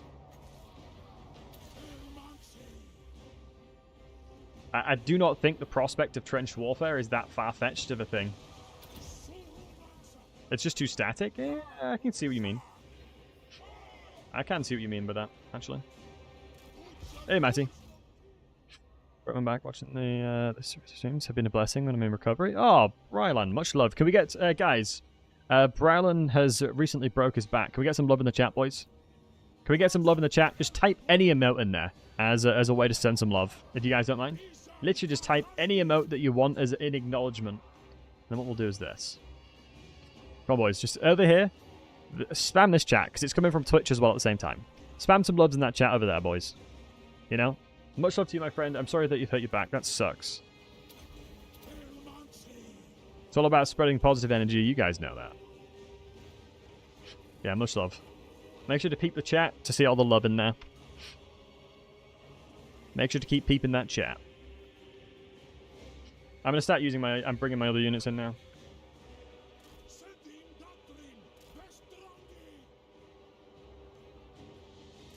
Chosen of all emotes. Of all things. Yeah. How cursed is that lick emote, Matty? Scale of 1 to 10. I thought it'd be a good idea, but now I'm not so sure. Oh my god, DB, not here. You can do it in a Koi's chat, but not here.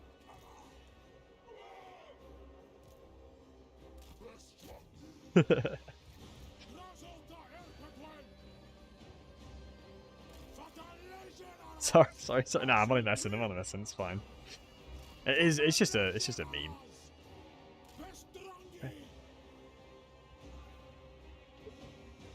I think the pupper will need letting out in a second. Wait, come back here, you coward. Felix has run away from me. We've run out of magic, so we'll have to just sandwich all the lords here. I'm just afraid that this is the only issue that I'm having with my my inventory. This army doesn't do well with sieges in general. Holy crap, I just absolutely battered him.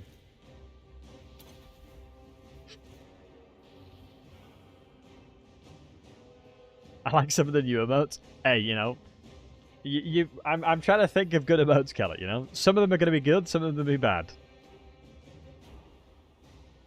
I think it's more because it's my avatar. And nice. I'll just go beat up Gotrek and Jobs Gooden. But nice. I'm happy that we basically took 0 losses here. Yeah. 0 losses and we're full HP here. That actually did surprising more damage than I expected it to. Let's get the Potion of Toughness going as well. Jesus. This army's cracked, man. We took on 2 full armies that were actually quite strong and completely crushed them without losses or HP loss. And this is a late game army. This is not an early game army at all. This is all late game units. If it was more heavily ranged based, I'd have struggled, but I need to take out, like, when I say I need to take it out, I need to take out Mount Gunbad, because that's where his secondary tier of recruitment is. So Drazhoath has to go deal with that soon, otherwise I'm going to have to keep on dealing with tier 5 armies constantly. So you share with it? Yeah, that's fair. That's fair.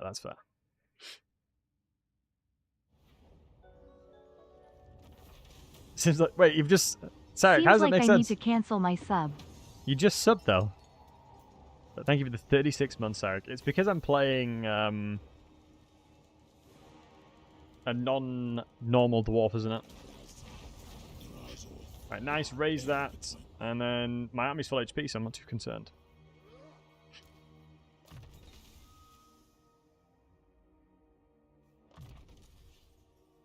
Unless we actually go and mentor, I think that makes sense, actually.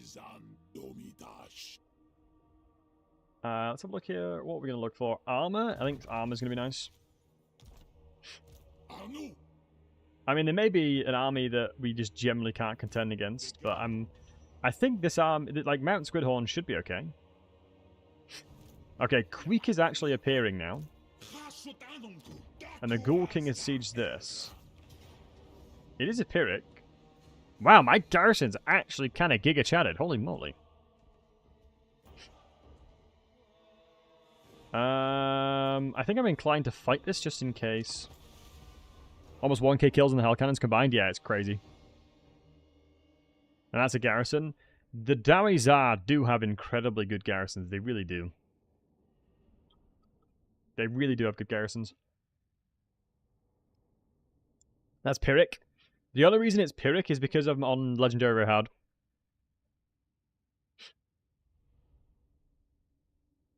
Like, this should be a very easy fight to win. Theoretically. Theoretically. Oh, thank God. I almost spilt my drink all over me. Right. Wait, where's my garrison? Oh, this is my garrison. Sometimes I felt like I had a bigger army. Right, do I have magical attacks? I do on you. Fire attacks will even hurt the Scythe guys? No. Fire attacks are considered physical. It's not considered magical attacks. So unfortunately it won't work like that. But only magical attacks can go through ethereal units. It has to specifically say that it's magical for it to go through ethereal. As, yeah, fire is defined physical within the game files. As far as I'm aware.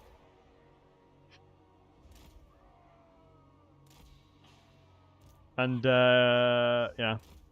Only, so fire is only bonus damage. Well, I mean, you've obviously got fire weakness as well, right? So fire is the only thing in the game that can go over 100% damage. That's one of the advantages of fire in general. In that you can quite literally go over 100% damage. You can go up to like 200%. It's capped at that point. But yeah, typically speaking, you've got to be a little bit careful with that. As the way that it works has been changed.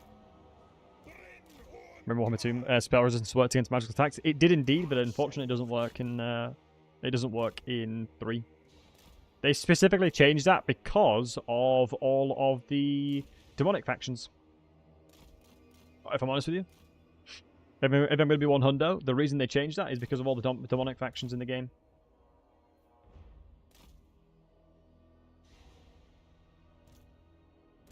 All the demonic factions would be massively nerfed otherwise.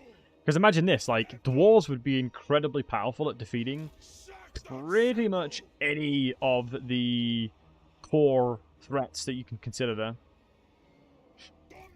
I am a little bit afraid of what the hex rates are going to be doing on the sides here. Stuff like golden hands they won't run away from though, thankfully. But yeah, dwarves would be really incredible at killing any of the demonic units. Does fire such things, but does fire do little proc damage? What is a burn damage? No, it doesn't. No. What happens when you set something on fire is you reduce their healing by half. That's sort of like the main thing it does. Is it reduces healing by half. That's Zombuanis, but this is Graveguard. Let's shoot the Graveguards on the right.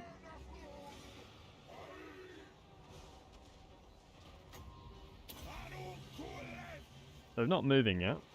Gotta learn these mechanics, man. Honestly, mate, there's so many mechanics in this game that you'd probably just go mental. I mean, the only reason I know half of this stuff is because I made YouTube videos on them.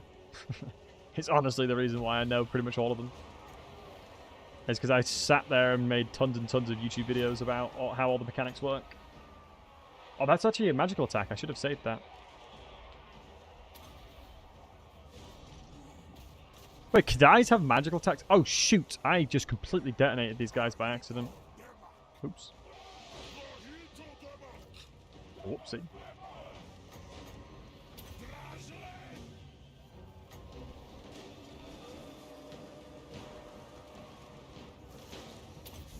Worthy sacrifice? Yeah, I probably could have been a little more kind to them.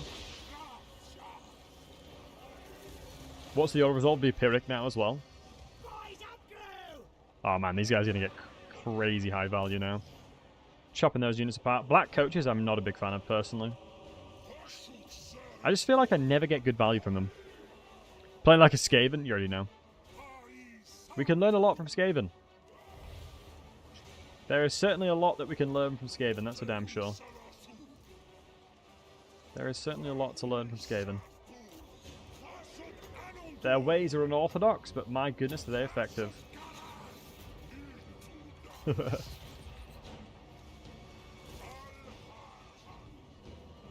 Oh my god, that dude just got absolutely smoked. Oh, I really wish I could have seen the gold value on him.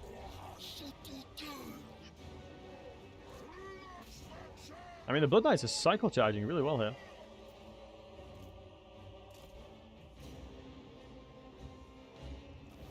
Nice.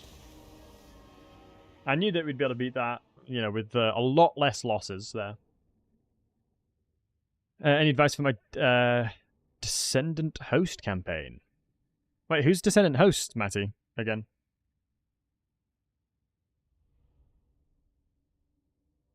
I was actually really tempted to play Icket Claw.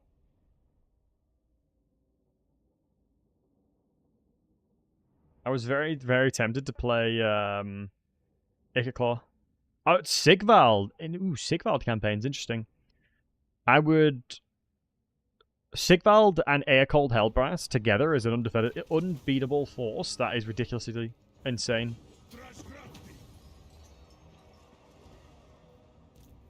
Yeah, Aircold is such an insane unit. You know, I don't think I can win this. Crushing defeat. Let's remember that. Ooh, we got a great Taurus on him now. Let's go ahead and get final transmutation, just in case it becomes needed. It's Mount Gunbad that has all the recruitment, and I swear to God, look how many building slots there are. I got my eyes on you, Chief. Right, I don't know where Beligar is, but we've got everyone holding out here. I'm slightly concerned about what Queek is doing. No, I won't lie to you, boys.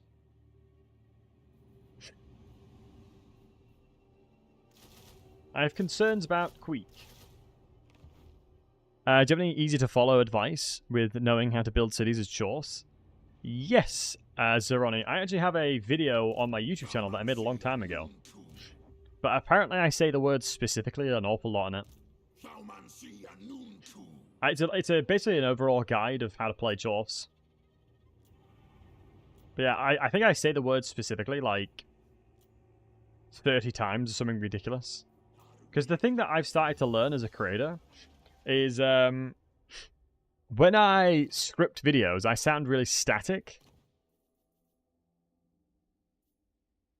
If that makes sense. It's very specific information. Like, I sound like a robot, and so a friend of mine, Agent Number One, a content creator friend of mine, suggested that I try and, you know, not have a guy to just sort of, you know, speak and then just keep recording until I think I've got it right. And for some reason that day, I felt the need to say specifically a lot. Don't know why. Don't know what caused it. But yeah. Right. There's one core memory that's like that's ingrained in my memory, and that is when I got 750 followers on Twitch, which is an FYI was the cutoff to apply for the content creator program with Creative Assembly. And I remember, as a celebration, I was in the middle of a campaign of Icket Claw, and I remember summoning as many... I had an entire army of Plague Priests, and I summoned... I think it was like as many summon from below as like Vermintide as I could, and I just nuked them all. For some reason, it's a core memory of mine. I probably will never forget that. It is well and truly a core memory of mine, and I genuinely do not think I'll ever forget it.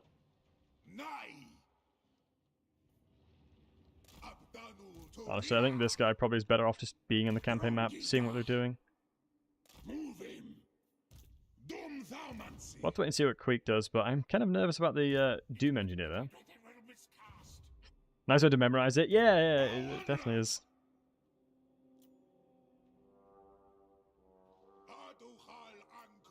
And yeah, for Twitch's side, boys, ads are going to be kicking off in 30 minutes to get rid of the pesky pre-roll ads. So much love to you guys. Appreciate y'all. Just to get rid of any pre-roll ads for newer viewers watching.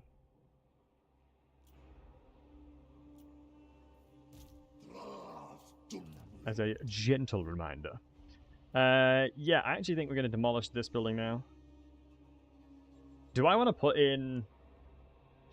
Because I am getting quite nervous for Mount Squidhorn in general. Like, if an army comes over now, it's gone, right? No questions asked, that bad boy's gone. But I could technically move. Because we're not producing anything here. So if we go ahead and put in, let's say, 700 until Silver Pass. Is that enough? Damn it, I'm one off. I am officially one off.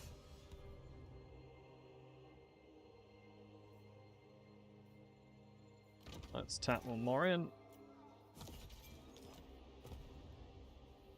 Upgrade that one as well. I'm also going to grab myself the armament building and demolish that one. Once I can upgrade... Wow, I am 11 gold away from upgrading it. 11 gold. Are you kidding me?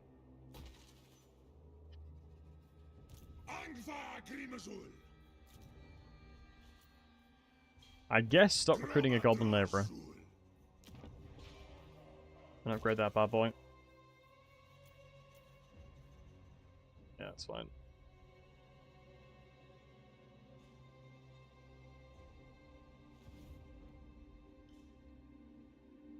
Oh yeah, I could do that, you're right. Yeah, I can chop heads off, but honestly, the cost of it right now is quite a lot. The labor cost right now is too much. What I'm going to probably start doing is refuse labor from here now. I really don't want any labor in here. I'm going to get a little bit of money as a buffer though. So we've got Scrag on my west side here. Queek can attack this. Queek could technically attack this, so what we're going to have to wait and do is give this guy the best armor and equipment that we can give him. Otherwise, I'm trolling. I want to give him the healing blade as well. And I think Rod is fine with me.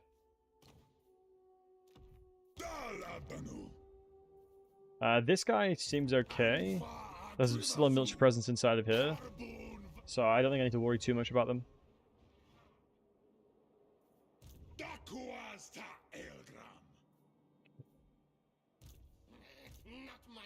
Let's see what happens here, lads. If I do a little cheeky zoom out, we'll have a wait and see. Kugath, stop trying to get peace with me, lad. I know I'm irresistible and all. I'm unbelievably irresistible, I understand that, but gotta leave me alone. Mr. George, what's the exploit? Because there's a lot of random things that potentially is considered exploitable, you know? I'm going to be very intrigued to see what Thorgrim does with his 2 armies nearby. There's only 95 factions remaining in this campaign now. The scary thing is, Scrag is pushing out. I don't know if Queek has sieged the settlement or not. He has.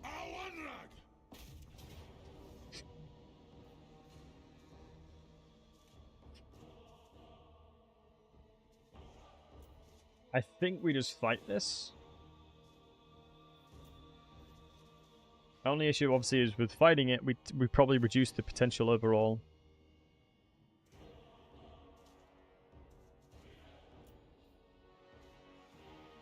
I mean, first we have a Hell Cannon now. And we have summons for the Plague Core Catapults and hope for the Warp Light Cannons. And 2 Blunderbusses. Look at the garrison units getting chevrons here, like tier 5, tier 4. It's mad. What's my favourite campaign lord? Probably Franz. Probably Franz. Ungrim now, it's definitely changed. Either Ungrim or Malachi. And if I had to pick a Chaos faction, probably Archeon. I really like Archeon. And if you extend it to tier 5, I would say Ikit Claw probably, but he feels a lot worse, so maybe Eshin, so Snitch. And then I would probably include maybe a Greenskin in there. Grom is so much fun to play. To die in battle. Indeed.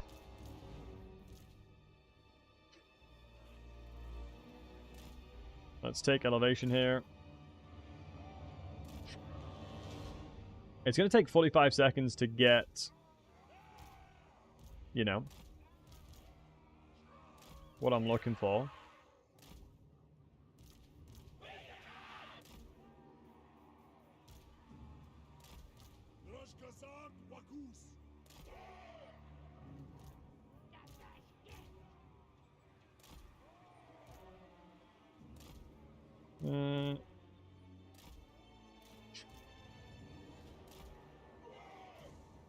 Oh shoot, this guy's fire. I didn't realize he's a fire mage. It's not ideal, actually. Right, so they will probably wait for me. If I was going to make an assumption. I'm hopeful that they're... Oh, yes, boys. Their artillery pieces are behind. Are back here on their own. Oh, crap. I forgot he's going to have about a bazillion summons, isn't he?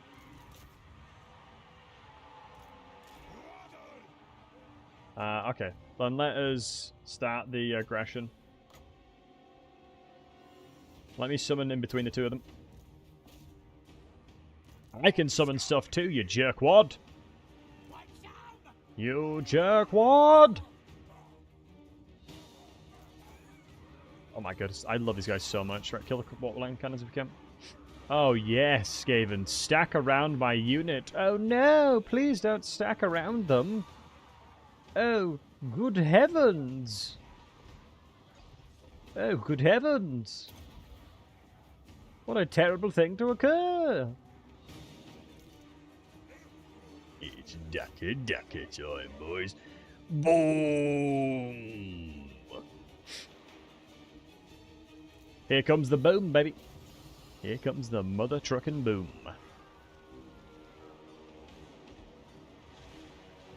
Right, this is why the fireborns are goaded. This is why they're goaded, boys. They're going to be dead in a couple seconds, but that's okay. I would probably consider that enough damage dealt, wouldn't you, boys? I would probably consider that enough damage dealt for them to want to come and attack me. I just have to keep an eye on all the summons. Let's turn back around. No, no, no, no, no, no, no, no. Oh, shoot. Okay, so we see the summon coming through. Reposition, reposition. Guys on the right-hand side can support them here. This is the reason why you reposition, boys. Shouldn't do any friendly fire as far as I'm aware. That burst of damage will make them rout, I'm pretty sure. I'm going to reposition already. Bro, ain't no way. Yeah, there you go. I was going to say, normally when you burst damage like that, they are donezo. I'm curious if they're waiting for something. Do you know what? Let's egg them on even more. What I'm going to actually do as well, I'm going to put all of these guys... There you go. Reposition. Nah, I don't want to shoot in there, actually. I'm going to take my Fire Mage, and I'm going to cast into their lines as well. So as long as I'm doing exactly what I'm doing here, we should be okay. The summons and where they go is pure RNG. There's no real way of knowing exactly where that's going to go. There's a Storm Vermins. I wonder, with the new changes to Fireball, or the missiles in general, should be nice. Let's go with Fire at Will. Might as well start making the Storm Vermins deaded. No reason not to dead them.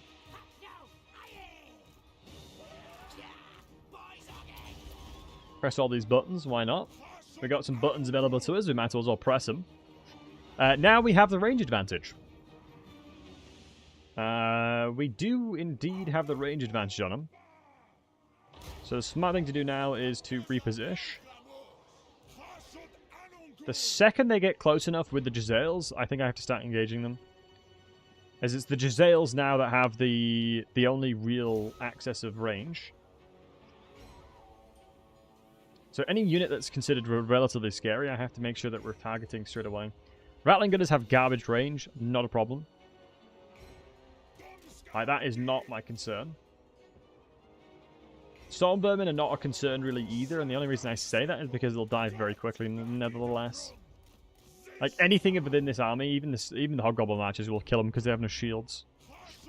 Because if you look at their breakdown of missile strength, that's 3 and 16. So, by the bare minimum, they'll do 4 damage per auto. 4 damage per swing. At the bare minimum. Keep in mind. The now Jezzails have moved up enough. Let's start this going. It's not going to be the best damage, but it's going to be enough for us to be happy with it. Goal is to just try and disrupt where possible. Is that a Bellicar campaign? Any tips? Ooh, good question. Oh, I need to pull you guys back. Now, this is actually going to get really scrappy, I think. I think the smartest thing for me to do now is actually just go aggressive now. They beat me in the ranged fight. Holy crap, that was bad. Oh shoot, I'm actually trolling like crazy at the moment.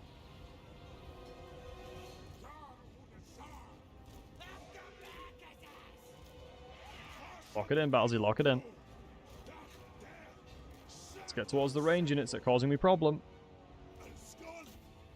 Get towards those range units that are causing problems. We do want to avoid the walk grinders if we can. Holy moly, this is really bad actually. This is actually kind of nerve-wracking.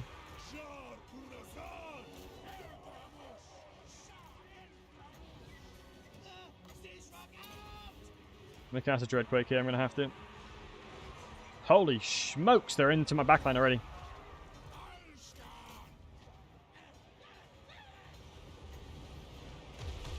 Beautiful damage.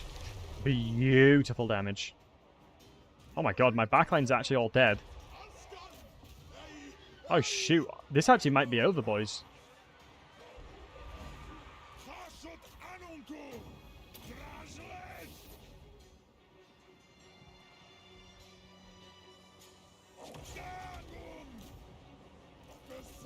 Sucks that missed.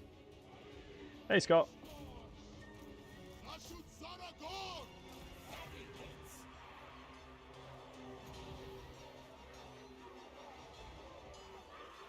What are you? Cracking my Infernal Guard.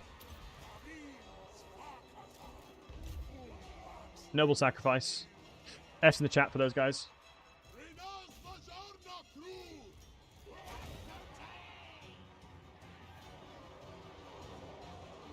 Excuse me.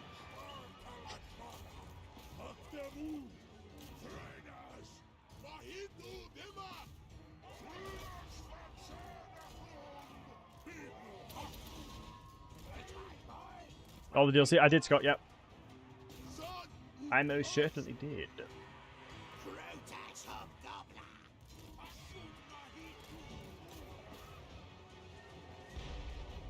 Thoughts?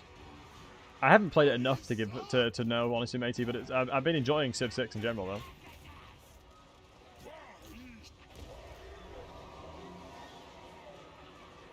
Alright, come on, lock it in, Balsy, lock it in. Get healed up here if we can. Let's get the Night Runners attacked. Relieve the pressure where we can.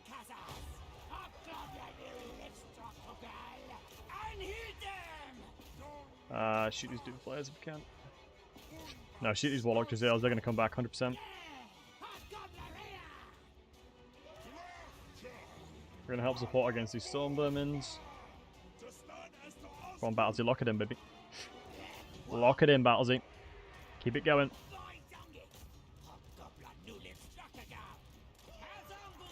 Reposition. Get in there. Don't fight Queek, there's no point. Reposition. Reposition back here. Hell cannons are goated, but not as goated as the ROR, honestly. Get some shots into there. You keep pressuring those. Charge into here. Reposition. Shoot over to the Night Slingers. Reposition on that side just to get pressure on there. Flank into that. Make sure you're dead. We'll start pressuring the Storm Vermin with Halberdiers. Let's have reposition these guys. Let's look for the Doom Flayers.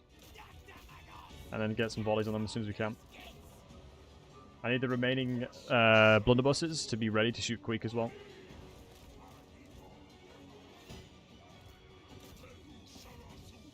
There's absolutely a world where Queek can still come back from this. I just need to make sure that I'm playing it smart.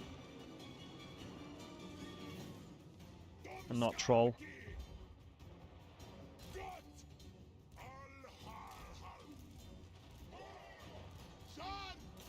Good, lock those down. Now he's just set up an angle where we can just... Oh, sweet, Queeks. Right, nice, good. Is there anything I can use to just chase Queek? I don't think there is, really.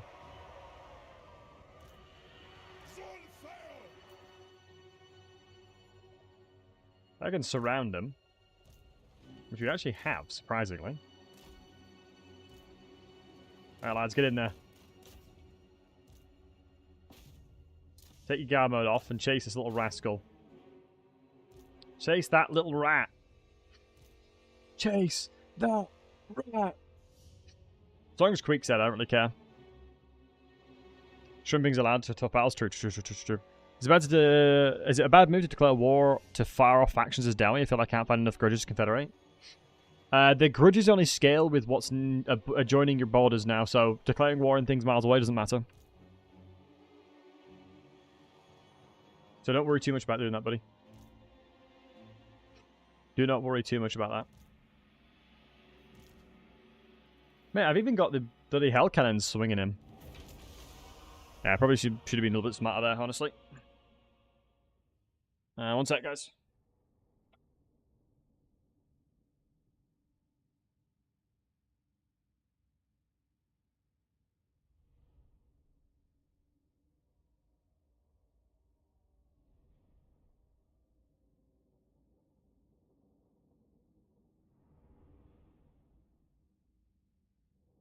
Do you know what I need after a really, really tough battle? Some holy. The stream sponsor. Let's have some delicious holy after that one. As if I'm honest, lads, I'm going to need it. So, holy moly, is this tasty. So, shout out to Holy for sponsoring the stream. If you want to pick up some holy yourself in YouTube, look at the description. So, for context, we've got all these flavors that we're going to try out today. I'll turn them around. Delicious and refreshing indeed. So, the reason why we took a sponsor is because A, I believe in the product and I think it's amazing. But B, I wanted to fund the biggest tournaments I could. I want the biggest and the largest tournaments I possibly can. And Holy is a way to achieve that as well. So we're going to try... I think we're going to go with White Peach here. So White Peach is the hydration variant. So obviously I don't want to drink caffeine. Even though their caffeine range is like the energy range is incredible. Super delicious. Insanely delicious. But yeah, it's like super convenient. It's one of those... The reason why I like Holy so much is because of the fact that it's basically not got all that garbage in it. I think that's one of the things that I love the most about Holy. It doesn't have taurine or anything like that, and it's way cheaper than your traditional energy drinks. For example, it's like 40 pence a serving or something ridiculous. 40, 60p, 80p. Something. It's a very cheap amount for a drink. We're going to go with the hydration range, because like I said, I need a bit of hydration after that fight. Tell it for free. But yeah, if you do want to support the content, if you do want to support the channel, by all means, do check out Holy. It's in the description, and it's !Holy. I believe, yeah, my code is BattleG5 for £5 off. So if you're from the UK, or yeah, if you're from the UK, I believe it's a free delivery at £15. But I think America, you've got to order a fair amount. But yeah, make sure to use the link. Use my code BattleG or BattleG5, and it gives me a kickback as well, just as an FYI. But yeah, delicious. Honestly, if I'll be honest with you guys, my favorite hydration is strawberry kiwi. Strawberry kiwi is my favorite hydration. But I would be very interested to know what you guys think about the flavors. If you do end up picking it up, let me know. Right, I think I'm going to attack Durak Britax. Can't go with strawberry kiwi. It's so good, man. It's always the best. Dude, I'm telling you, strawberry kiwi is so unbelievably delicious.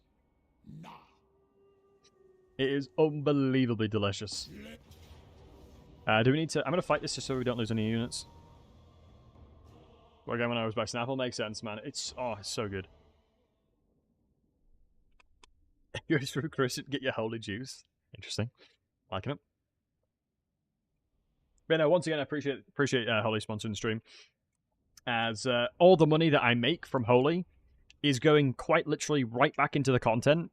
and we're going to be using the money we make from them to give the biggest prize pool we can in the tournaments we're going to be hosting.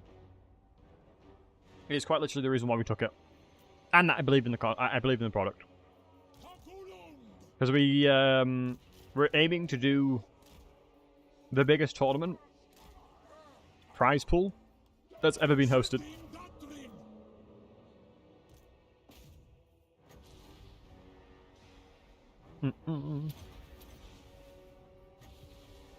Wait, Chosen, you're making me thirsty?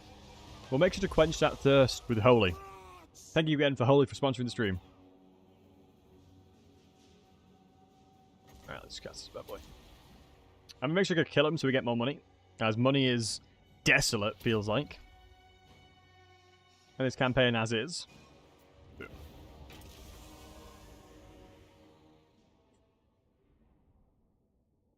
Alright. I got my eyes on you, Malsheep.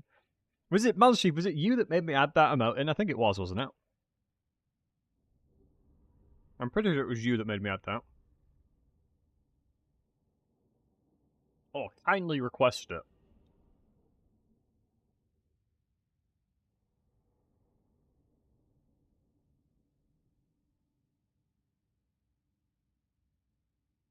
Oh.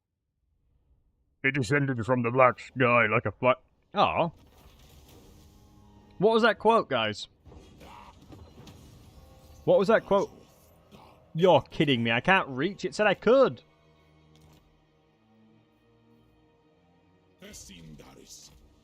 I feel a little bit scammed. Oh, what are you boys?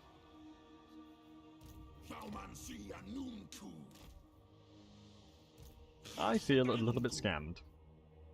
I think I need to take out Queek's recruitment. Oh no! Zinch is at oh my god, Zinch is in Karakazal. Yeah, Zinch being in Karakazgal is not a good thing for me. Because Zinch will 100% mess with all the stuff that I have. And as I'm sure you can imagine, I'm not looking forward to that. Need the seats out with the 50% movement. Yeah, it's been one of those things where we had to take what we took purely out of necessity, if I'm honest. Everything that I've done thus far, obviously this is the only time that I've said that I've thought to myself, oh, that'd have been useful to have. But we'll grab it after this one as soon as we can. Sure, RPG.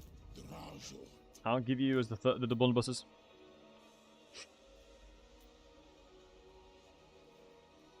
If they take a settlement with Zinch magic, it counts as a loss. The thing that would be scary is if they gave me a settlement in enemy territory. What the hell would I do? Like, if they gave me if they gave me a settlement in enemy territory, I'd have to declare war on everything around me, and I'd be in a lot of trouble. To put it lightly, honestly, I'd be in an awful lot of trouble. Yeah, I feel like this is defendable, man. But yeah, now I think it's a necessity to get access to it, as it'll help a lot. Let me see what's happening over here. So these are being raised. So we haven't quite yet seen him, which is a bloody blessing. Thankfully, Queek is going to jog on now. We held them back. Very tempted to upgrade this one. Because we'll get another Dreadquake on the side. It would be nice to get the other Dreadquake as well, lads, honestly. Ooh, we can get a level 7. When do they rotate the hero? How often do the heroes inside the recruitment rotate? Yeah, look at this crap. No wonder he's had some insane armies. How's he had 2 tier 5s? Absolutely rigged. Right, we're 7 turns away, which is nice, at least. What's the objective, Checo? I actually want to do map domination, but I don't know how realistic it is. As the main thing with map domination is, it depends on how long I can be bothered to play it. I think that's the main catalyst. It depends on how long I have effort to do it. As I don't know why, but I feel like the AI is so much more passive than it used to be. I don't know if that's just me, but I feel like the AI is unbelievably passive.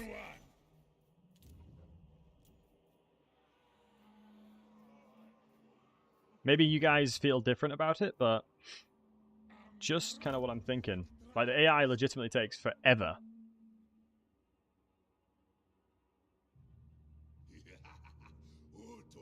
I feel like the AI used to. Like, the AI used to be way more aggressive, but I feel like they've gotten a lot less aggressive now. Strength rank 10 or better, I would sit idle, no walls, for 50 turns. Yeah, I had Thorgrim on the ropes here, and he just wouldn't come attack me. I was just so surprised. I was sitting there just like, bruh, come fight me. And he was like, nah. I want some good fights, you know? I want to do some good fights. Ooh, Zeroni, send me that, matey. If you've got Discord, DM me that mod. As I might make another campaign. Because you guys can be honest. Are you enjoying this campaign, boys? Be honest with me. You know, I care about you guys. And I want to make sure that I'm doing the most entertaining campaigns I can. Right now, in some ways, I'm just like... The AI is just a bit passive. It doesn't feel good. I don't know. I don't know. Maybe it's just me. Like, I'm completely used to having to do about a bazillion fights at once, but this is just weird. Oh, he's back with a brand new track. It is amusing how often he's coming back. I'm going to fight this one just to make sure that we can get the... that. And right now, Zatan, with the other two armies, has been sitting in front of my War target, which is occupied for 10 turns already. Yeah, crazy. The AI is too passive in manual battles, yes. But that's on purpose, I believe. Wait, I don't think I've actually defended this Darkhold in a while. That's on purpose most of the time, because the AI sort of refuses to come and attack you for a little bit of time in specific scenarios. Because it doesn't want to run at you for no reason, basically, is the usual thinking. Oh, they're not just going to randomly come and attack you, right? Alright, so. There's absolutely zero reason for me to move outside of my sphere here. I think tier 3 is probably the best. I think tier 4 is too inaccurate, if I'm not mistaken. I can build the barricades as we go along.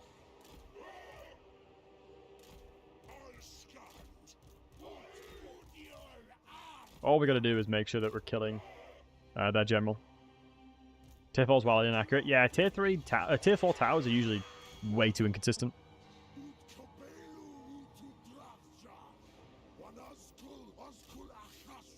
Try Rakat, no islands nearby. A bunch of lizards and humans. They hate you, guts, and we'll try and kill you all. Interesting. In fairness, I think Malekith is the one that I usually play when I'm playing Dark Elves. Maybe that's just me. I really like Malekith.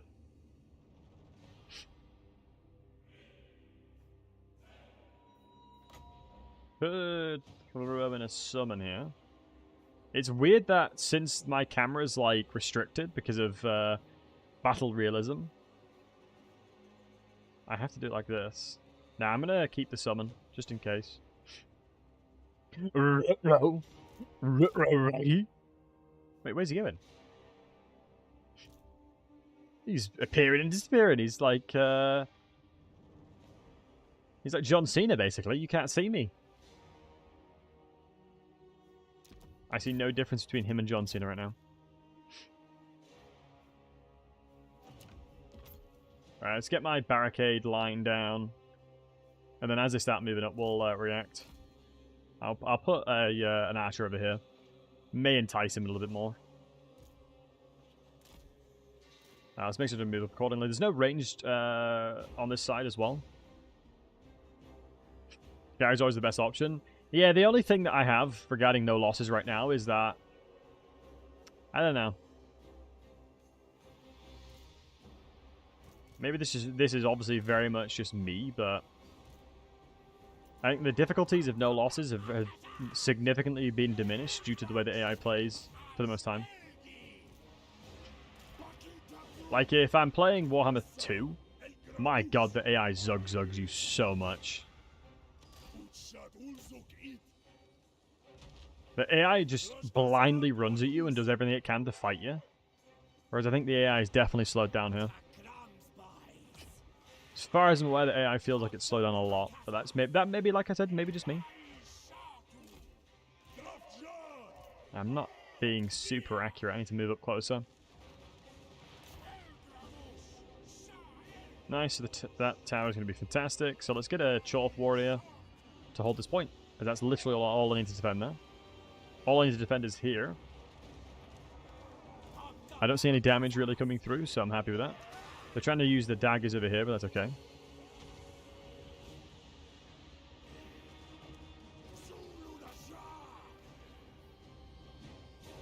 I also think the Dwarf Warrior over there just clears. I've heard people say that Malekith's early game is so brutal, it's not fun anymore. He's better off the Loki or Malekith, I haven't tried him so far, what's review? Oh, it's not that brutal at all. But then again, I guess it's different. Oh, the Discord invite has expired. I don't know why it's doing that. It's so annoying that it randomly expires on us. I generally don't know why it would expire. Would one of my mods get a Discord, another Discord link for the Discord? That is actually not bad. I think in the YouTube description it works, if I'm not mistaken. As that one, for some reason, I need to change it. Yeah, I think Malekith's start is not too bad. Because it's insane. Malekith can get Shades turn 1, isn't it? Like, you can start recruiting Shades turn 1. You get really, really cheap Dread Spears and whatnot. So you can pump out a ton of armies. You really can pump a ton of armies out. So you're never in any sense of danger. I'm almost starting to think that... Is this even worth shooting? Oh, maybe here is going to be way better. Looking at that. Put these guys down as well. Let's grab their ammo. So go up and down on the barricade to get ammunition here. That's the reason why we put barricades here. Thank you, Scott. I appreciate you, buddy. Or either of you. Appreciate you, lads. Anger is faster. Yeah, it's he can be premature, but it's one of those. It's a thing he's working on. The barricades give ammo. Yeah, if you go on a barricade, you get ammunition from it. That's why the 300 barricades are the best. You can keep going on them, going on them and off them, and you'll get a ton of ammunition. For example, you can see this guy over here. See the ammunition's 26. Did I make my link perma? Yes, but they still expire. Ironically, skill. So you see this 26. Boom. 33 again. 33 again, baby. Holding the line over there. Holding the line over here. I wonder if I can cast this on this guy. No, it's not targetable, is it? I guess I'll just throw these guys down here and just let them chop away. That's not how perma works, Scott. That's what I'm saying, Spencer. That's what I'm saying, dog.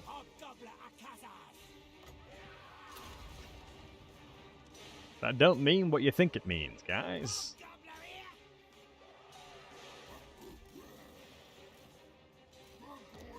Once that goes down, we can change the bracket. Wait, why are they 6,000 HP? Is it normally 6,000? I feel like it feels like a little bit more than usual.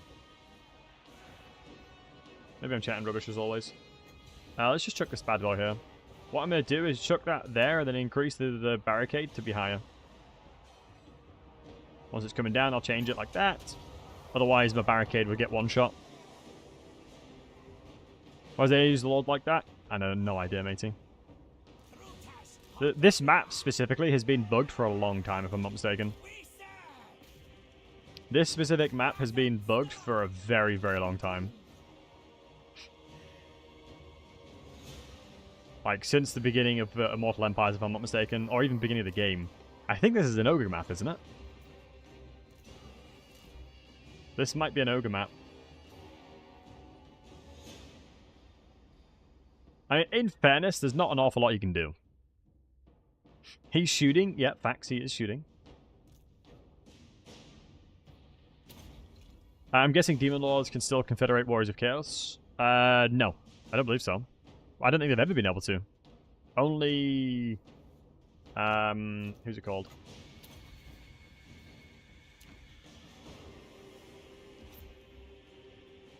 Only Archeon can confederate Warriors of Chaos. Oh, can't? Yeah, sorry, yeah. Aye. Yeah, they canny. They canny. Bellicor too? Yeah, sorry about that, aye, Bellicor.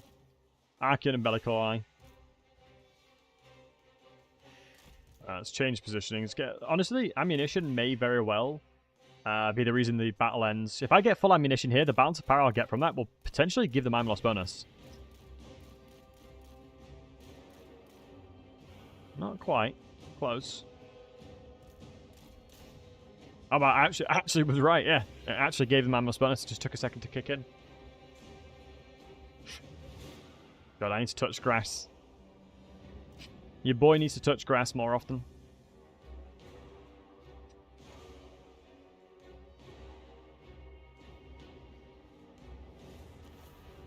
Nice. Close victory? I lost 86 units. You think Nikari should be able to confederate Azazel and Sigvald?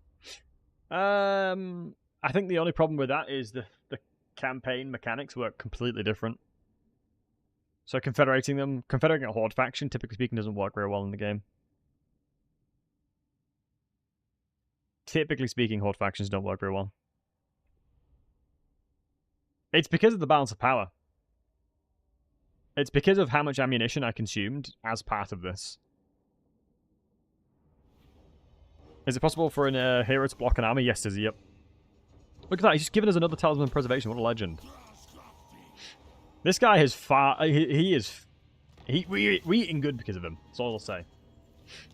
We eating good because of him. Nice. So I got another weapon here. I think we can take this at a tier 4 or 3 or something. If it's a tier 5, can I take it at tier 4? If it's an outpost, I think it only makes it a tier 3.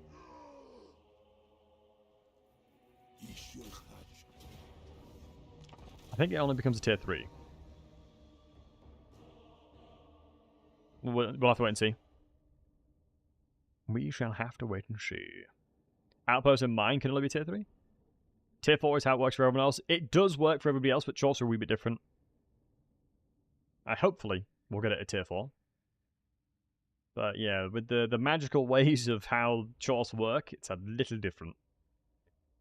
But how different? I'm trying to remember. Because I feel like I've taken a settlement. It might have been tier 4, because I got given a tier 3 outpost. It might have been... We'll see. We'll see. I just need to make sure that the towers are as high tier as possible, otherwise there's no point having them. Is the only thing. I've just got to make sure that they are the best that I can get. Let's grab the laborers and be the front line there. Everything else should be sitting behind it. Your responsibility is to break the gate. Your responsibility is to get on the wall. Your responsibility is to go and murder everything with your magic. It sounds like I'm asking for a lot there, but honestly, for Drazhoath, it really isn't. It's kind of another day in the office kind of situation. Another day in the office. Can Sigvald confederate Azazel? I don't believe so. I do not believe so. Oh, it can go on walls. Now I'm intrigued to see how much damage it does to the walls. How much damage does this do to the walls? Let's find out.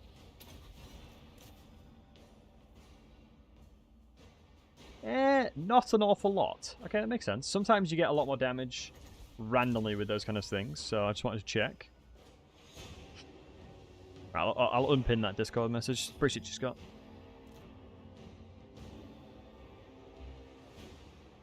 Nice. Holding a lot of units back there.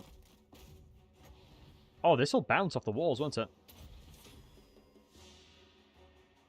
Ka-dunk-ka-dunk. Yep. Yes, yes it will.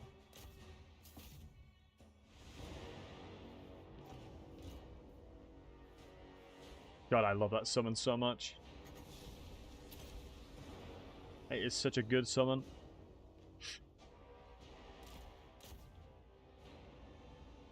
That is such a goddamn good summon, man. All we're going to do is do the beautiful magical things. Take these rascals down one bit at a time. Thorry Iron Pick. Seems terrifying.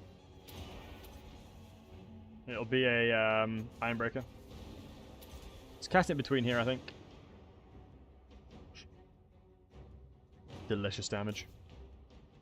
Absolutely delicious and nutritious damage. Let's move these guys up then. Might as well get them into a position where they can be active. Just gonna take those Quarrels out. Ooh, I've got to be really careful for those Rangers. As I will actually take a lot of damage from them. Wait, am I stuck? Second there, I thought I was stuck.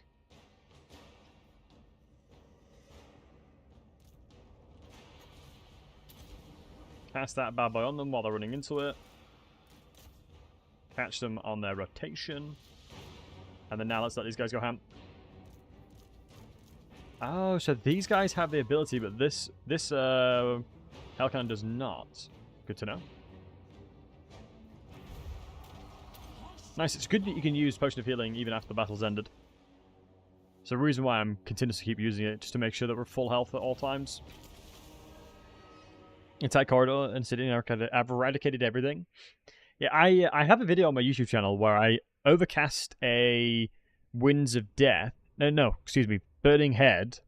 And apparently someone slowed the footage down as much as possible. And it bounced, I think,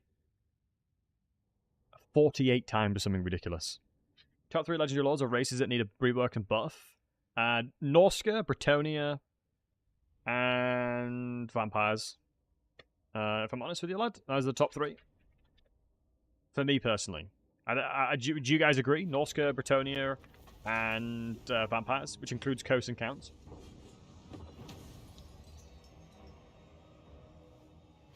You think that was you, Jimbo? Really? That's amazing. Thank you so much for being a legend. Yeah, look, it's only tier 3. I can't get it up. Oh my god, 7.5k raw materials? Would I rather have laborers or raw materials? Probably raw materials.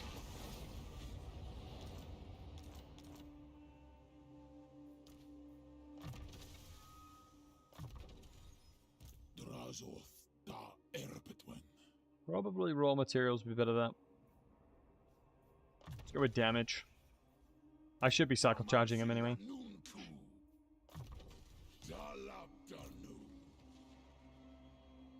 And then we'll, once we have enough Concave Influence, we'll put it back up.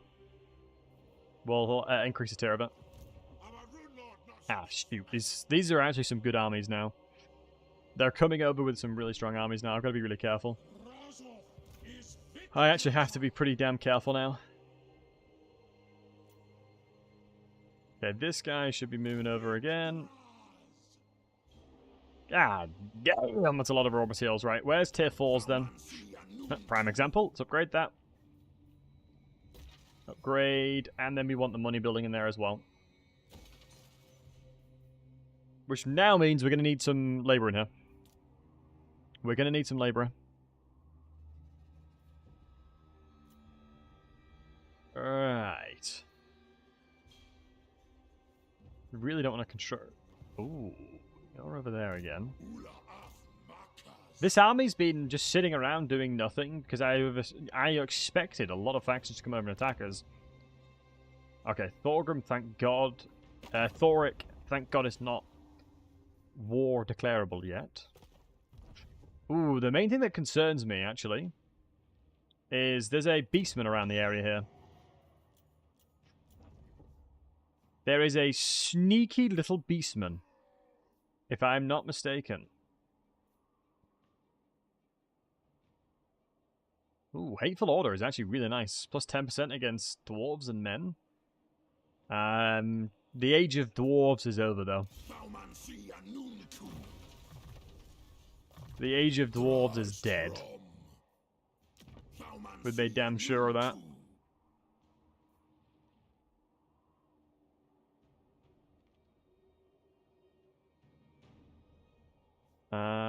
Do we actually need a workload? I don't think we need a workload here, if I'm not mistaken. Because my consumption cost is just the baseline 5 decay. I think if I take... Do we keep Thorgrim alive for his trait is the question.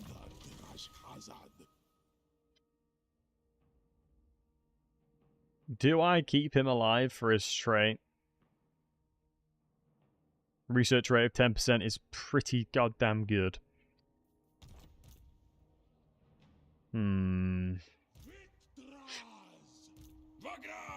It just seems so strange. I think trying to do that will really slow me down.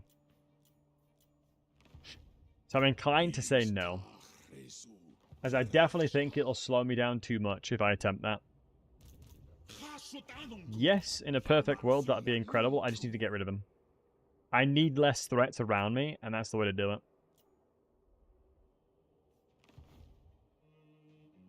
The more high-level towers you have, the faster you're able to get influence back.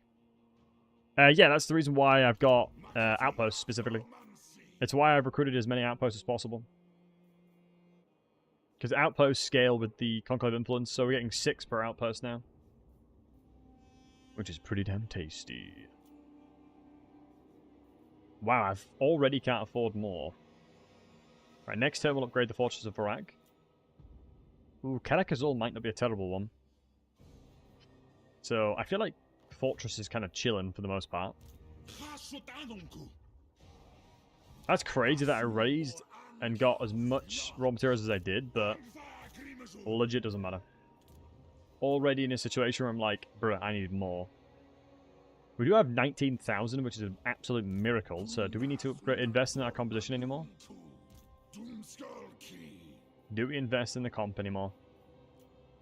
I just need better anima production, and I'm hoping that the Silver Road is where we're going to do that. Because I'm going to take the Pillars of Grungni as well. And these are both going to be... Well, in fairness, this should be where I build the factories, right? So here and here is where I should have the factories. Because I have pushed out the majority of the threats around me. What I might do, actually, is just use this guy and take it out. Because I can see where they are. Yeah, screw it, that's what I'm going to do. It's a risk, but I think it's worth taking. Because I can see everybody over here. I can't see to the north, though. Which is why I'll chuck this lad in it.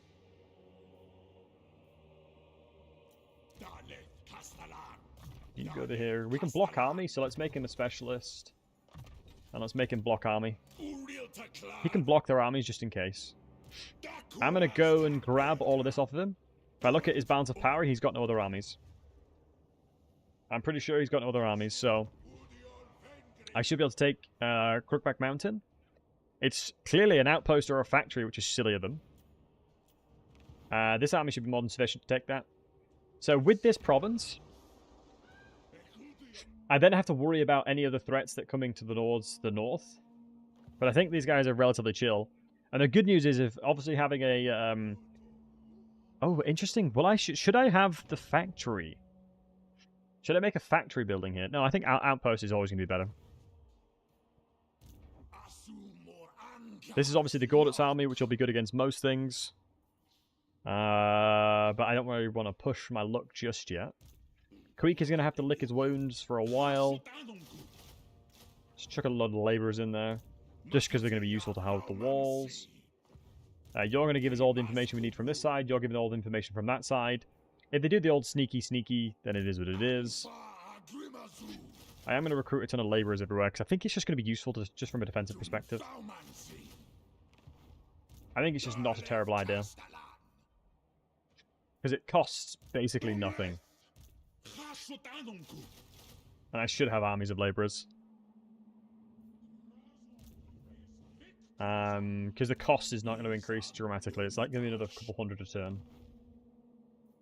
But now we're actually making some money moves, which is good. Are there any factions beside Drazhoath and Bretonnia that don't have supply lines? Good question. Off the top of my domium, it's hard to remember them. Beastmen? Yeah, I don't believe Beastmen do, because they don't have any cost. Yeah, Beastmen's a good shout, because they have no unit cost. Tomb Kings as well, because they're free. Yeah, anything that's free, per se. Chaos Warriors? Do Chaos Warriors, Warriors of Chaos, not have cost? That's some stonks, am I right, guys?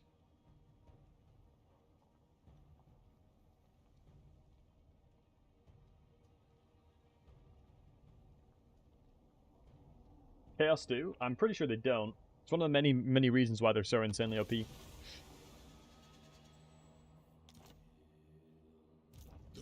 think I cannot jump to... Oh wow, I can. Means we can attack that next turn.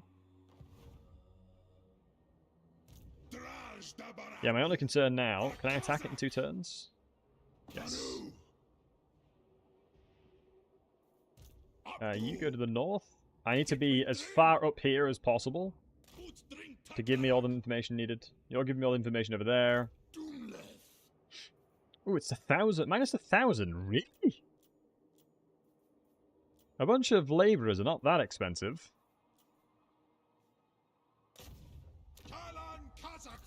Crap, it'll have removed the increased mobility buff. Unless this guy already has it maxed. Oh, he's already got it maxed, it's fine. Sweet. Yeah, double engineer I'm happy with, honestly. I'm more than happy with the double engineer. I think heroes will always be useful.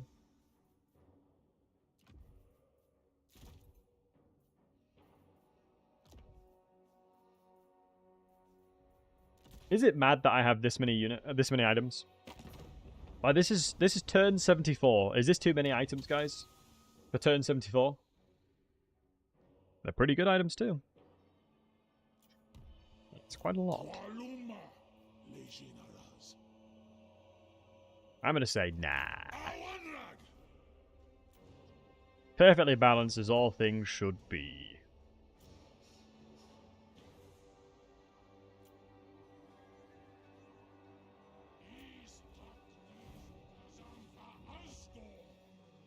Yeah, thankfully we're going to be able to recover an economy as well here. That building's going to get in there. This factory's going to be very defendable. It will be very defendable. Probably should raise this one. And then we go and help down this side. Unless I should be as a little bit of a buffer here. Maybe I come back this way. I raise and then retreat this way. And then we can start pushing back this way to stop Beligar from doing his thing. These guys will no longer be able to recruit anything useful. But my only worry is if they come close enough to around this area, they may have big body piles to come from. Yeah, like this, for example. This might give him some insanely good units. If I could reach in 1 turn, I'd be actually intrigued to see if it'd be worthwhile getting this building in here. I'm going to increase this one, because I think this is probably the most important one. Getting all the information we need here, getting all the information we need here.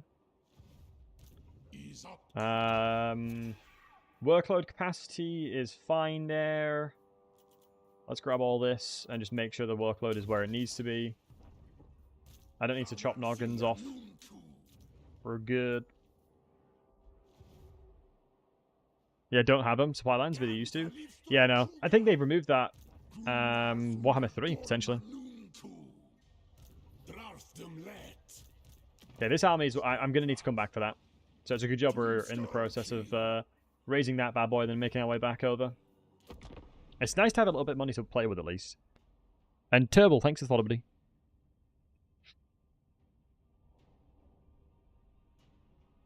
Why do some Warriors of Chaos have it and some others do not? I imagine all the Champions of Chaos probably don't have it because of power creep, just in general. You'll find a lot of newer factions always have better bonuses. Jesus, that is a lot. Whoever turn 18 is, that's Malekith for sure. Thank God we've killed Thorgrim. That's one of the many people that we need to murder. I'm pretty confident we can do this by ourselves with this army. Hopefully my hubris won't be the death of me. But I'm pretty sure you should be able to handle it.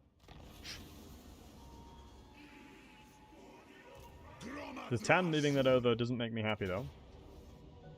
Ooh. Okay, that What's the difference between a well-dressed man on a unicycle and a poorly dressed man on a bicycle? Attire.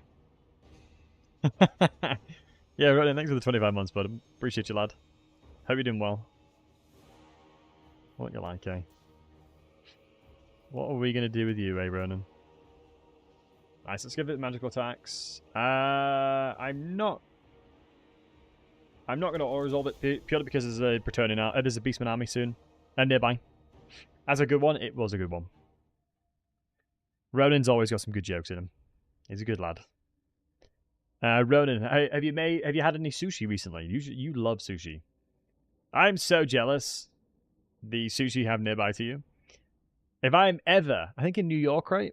Any time I'm ever near New York, I'm definitely gonna have to hit you up for the sushi, as that looks delish.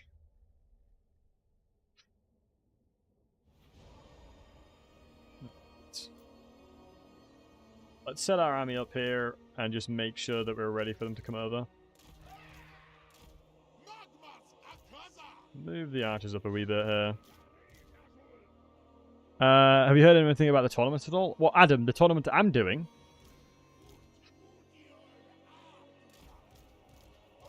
The tournament I'm going to be hosting with the biggest prize pool potentially ever. I had a post in it about I had a post about it in my Discord. But basically, I'm still in the process of scheduling it and getting people involved. I'm very excited about it. And shout out to Holy for sponsoring the stream to provide money towards the cash prizes for the players. Much love to those guys. If you want to support the content, make sure to give them some love as well. Honestly, the drinks are the drinks are absolutely incredible. Like, I have been obsessed with the strawberry kiwi hydration range.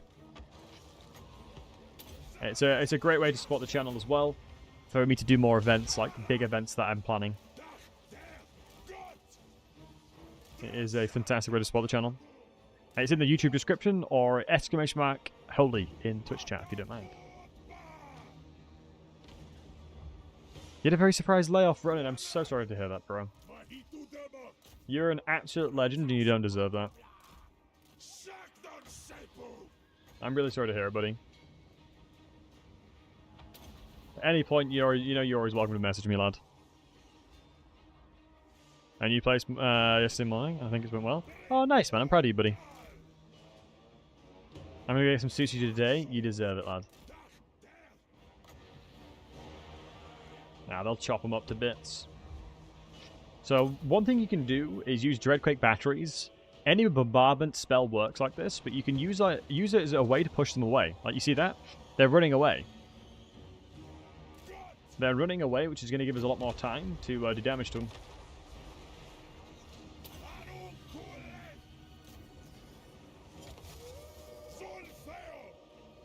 Of course, this is the blazing beards of Berserk. Blazing beards of Berserk. This is basically a nuke, so let's just drop a nuke on him real quick.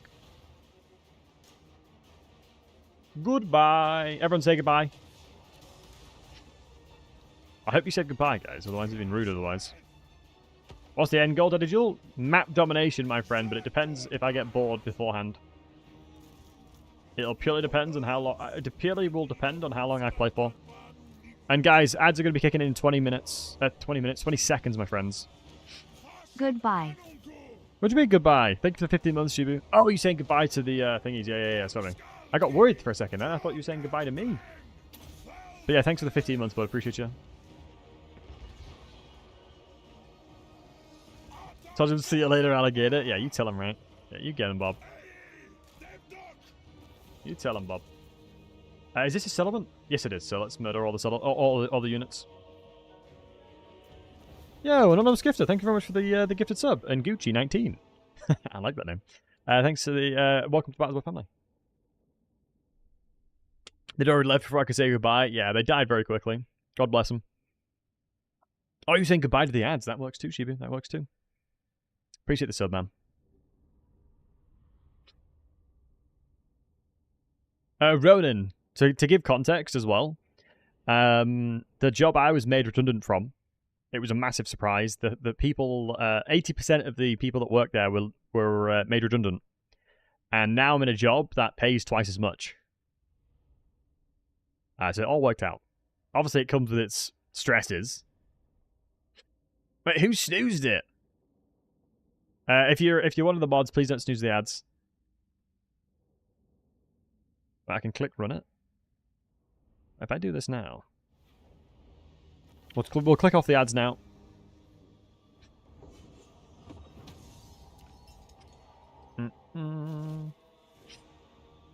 I think we go tier 3.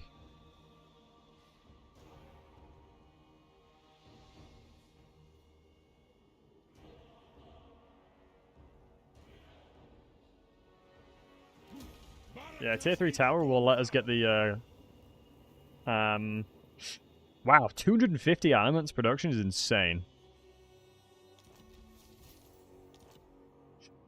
Ah, he does have another army. This is the guy I was worried about, though. I need to pay close attention to whatever the hell's happening over here.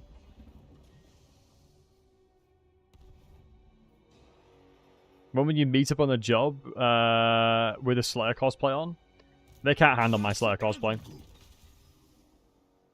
They won't be able to handle it, lad.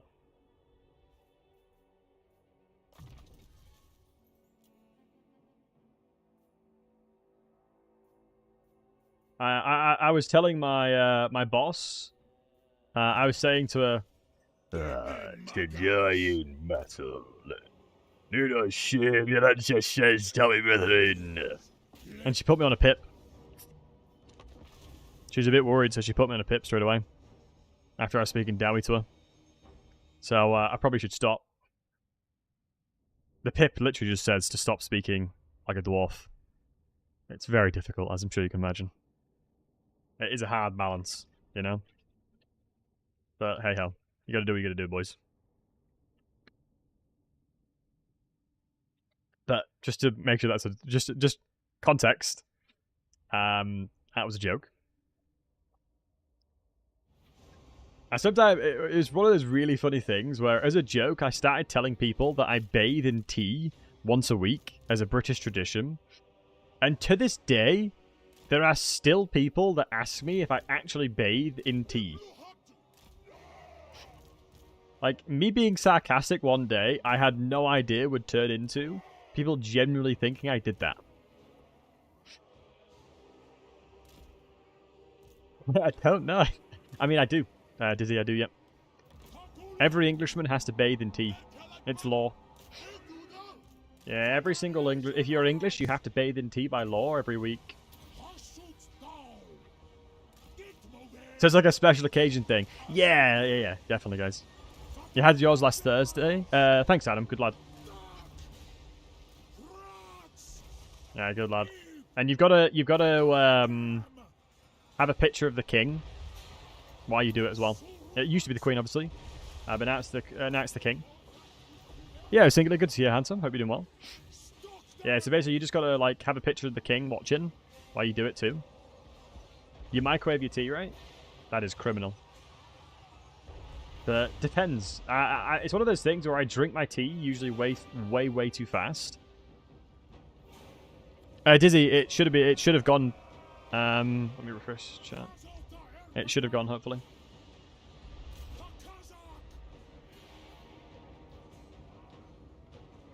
I wonder what it'd be like to bathe in tea. I mean, I totally bathe in tea.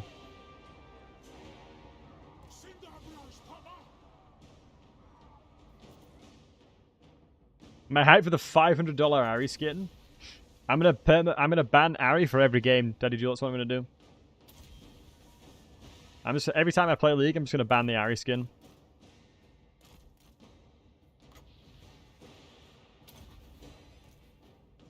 English babies get baptized in tea. Exactly that, lad. Yep. Exactly that. Just, we don't use holy... We use holy tea. It's not holy water, it's holy tea. That's the difference now. It's just evolving through time, you know? I mean, certain teas do have, like a thing in it that would actually dye your skin. And it's a $500 Ari skin for Faker. That's cool.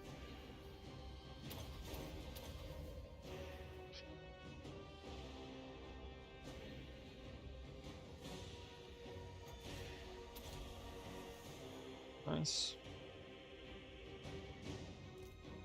How do I know that? Because I bathe in it every week, Tozen, obviously. You just don't see it. You guys never see below the below my neckline. That's why.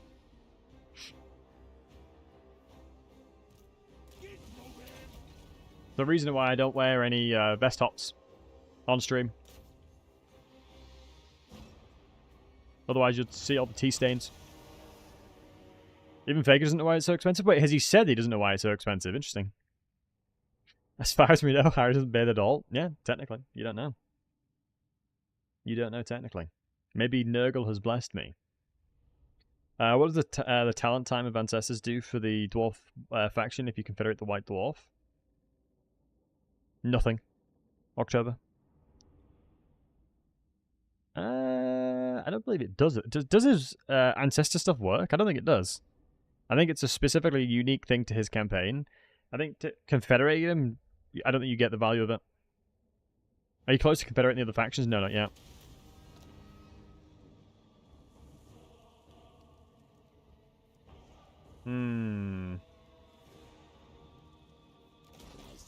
That's a raise.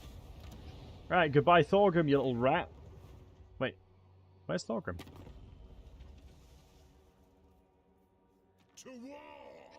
Here's an army somewhere.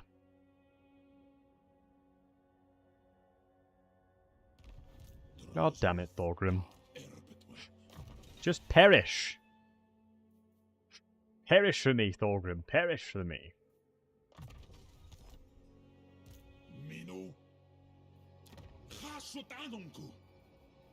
Let us get that in there.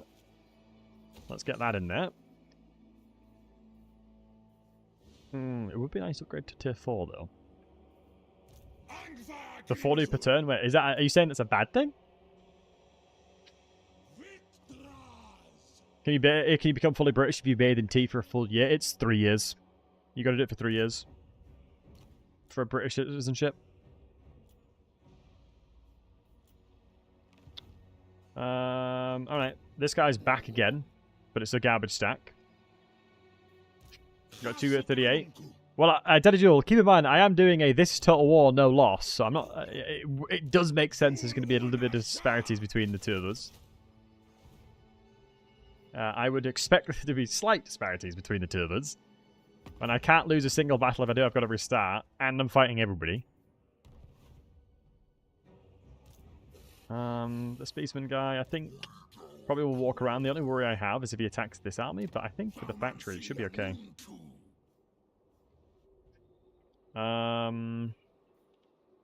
It just sucks. There's actually very limited options for money. Like, there really is very, very limited options to make money. As part of the Chorfs. I think, like I said, I'm pretty confident this army should be sufficient to deal with everything around here. So I just need to bring Drazhoath back to then push this side out. To make sure these dwarves aren't getting close. Yeah, my main worry is honestly Queek. The main person that's making me worried about this is bloody Queek.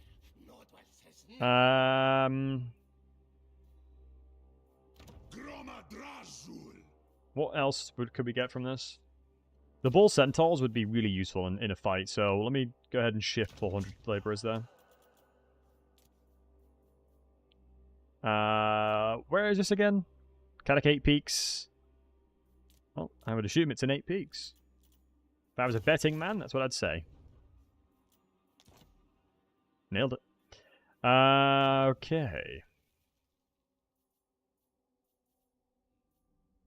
Do we currently have access into the Red Quakes? We do. Good. I have no time for this. Got no time for that bloody rubbish. Right, good. I don't know what Thorgrim is doing, so hopefully someone's going to kill him, not me, necessarily. We're 5 turns away, which is really nice. So maybe the smartest thing for me to do is, with Drazhoath, is to just make my way down to Black Crag. And then recruit some more Infernal Guards, Fireglaves. Because if I can replace these 4 units, then my army's stacked, right?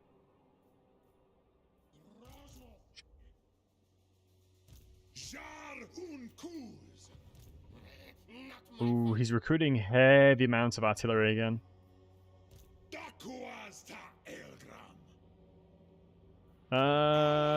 With the Bull Centaurs and the Hellcat, I'm pretty confident we should be okay though. I just need to make sure that I'm in a position to defend against the dwarves on the left flank. And I also need to make sure that the garrison in here is sufficient enough before I leave it. Because I need the marble as well. This province here is one of the best Chorf provinces, as an FYI, because of the specific materials you get access to. So you can see the iron is a ton of armament production, like an insane amount of armaments per turn. What was it again? 250? God damn. Yeah, it's a lot of armament production. So I need to make sure that we are sustaining that. Which probably does mean that we're going to need to up this workload, I think. Some stone and iron as well. Yeah, it's really nice. There's one more above Astrogoth with some marble and stone, yeah. They have Bugman at some point before the end times. Oh man, yeah, I would love a Bugman army. It was what my idea in my head was for a replenishment hero for the dwarves, but they gave them Dragon Slayers for it. Let's see what they do over here. We're going to retreat back into this province. I mean, technically we could jump over here and take Karagdron, but I don't want to risk it. I'm all about risking it for the chocolate biscuit, but not here. Not right now. Wait, what was the additional ability? Ah, the bound abilities for the beasts. Don't really care about that. Right. Once again, lads, zoom edge out. Let's have a look. Oh, for God's sake, I forgot to move them. Right, let's see what crap we get put into now. Oh, Mr. Dark Elf coming in. Oh, maybe not. The double Dark Elf, 17 and 19 is Malekith and Marathi, I guarantee it. That right there is Malekith and Marathi, without a shadow of doubt in my mind. Without a shadow of doubt in my mind, that's Malekith and Marathi. Oh my god, there's so many heroes around, it's kind of wild.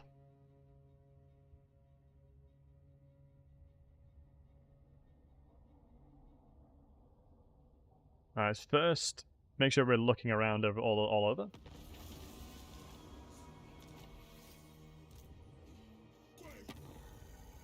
Wait, did they just get beaten up?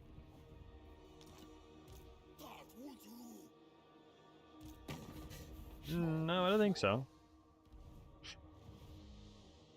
I actually don't know. I don't want to risk it, though.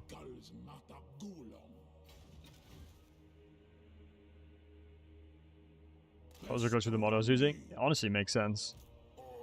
Wait, what's he doing? Alright, thank you, Scrag. Appreciate that donation. Your donations are greatly appreciated, my friend.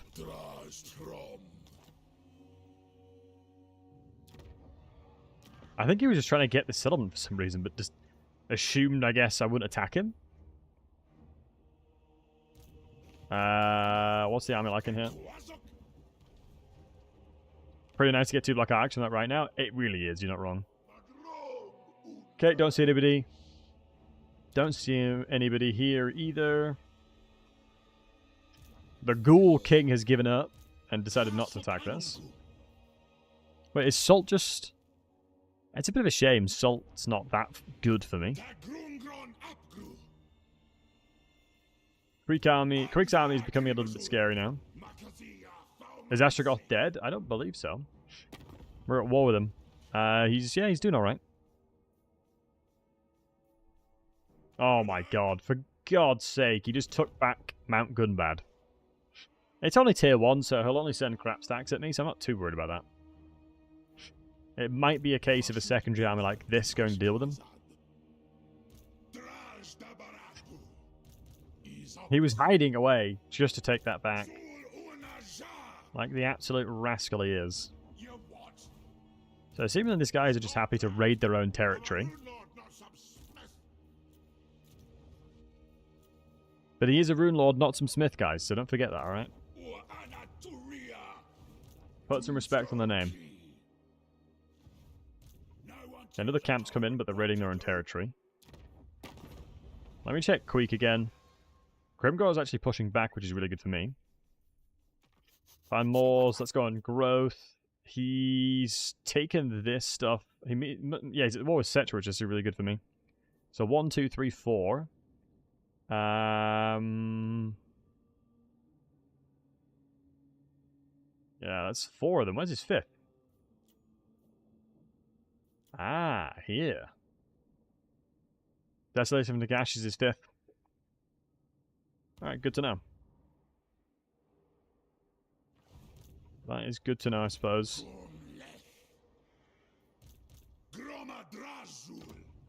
We're gonna get a lot of incoming animals per turn, but I can't sustain the raw materials right now.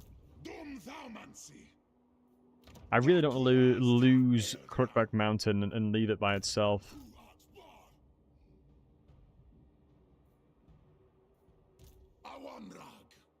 I'm almost tempted to move over here and take it, but it'll take a while before I can defend it properly. Okay, I'm happy with how everything's positioned thus far. You're moving down, you're defending this. Thorgrim can only recruit tier 1 chaff, which is Dwarf Warriors. And they are obviously insanely giga-chatted, but I'm fine with that for now. Checking that nobody's here, nobody's here. Nobody's attacking that side, nobody's pushing this side. Alright guys, keep an eye on it. Keep an eye on the map for me. Hey Gremlin, I'm doing well. Hope the same for you, my friend. Keep an eye on the map, guys. I'm going to let the dog out. Say hello to her. The puppy has been patiently waiting to go outside, so I'm gonna let her go outside and have a little bathroom break. So guys, I'm gonna AFK for literally a couple minutes just to let the puppy out, as I've got to make sure to prioritize her. I shall not be long, boys. I will beat to the out of the B, and appreciate y'all. I'll play some music while I'm AFK.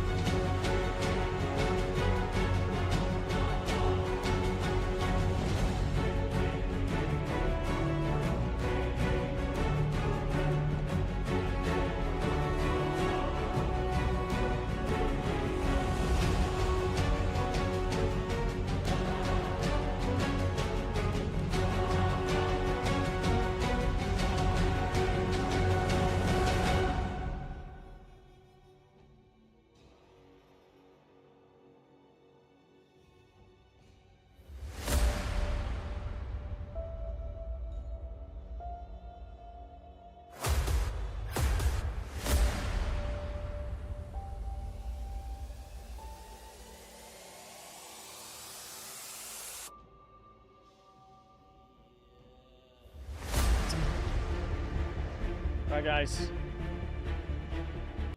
Did anything happen that I need to know about? Are we good? Anything happen that we need to know about, boys? Everything good?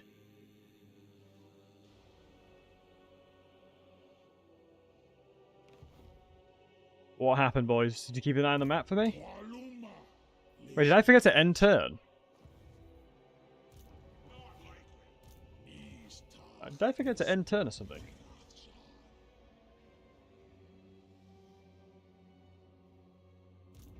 Did I not end turn?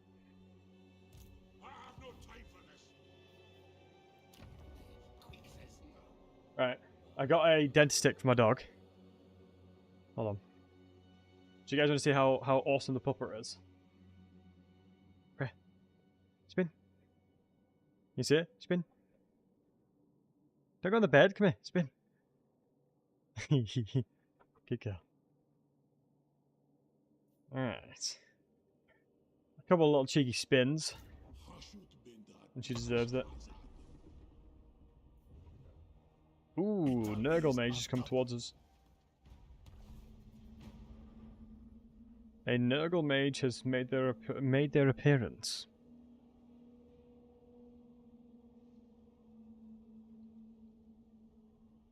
Yeah, no, much other than Leyline. Right. Okay, what we're going to do is...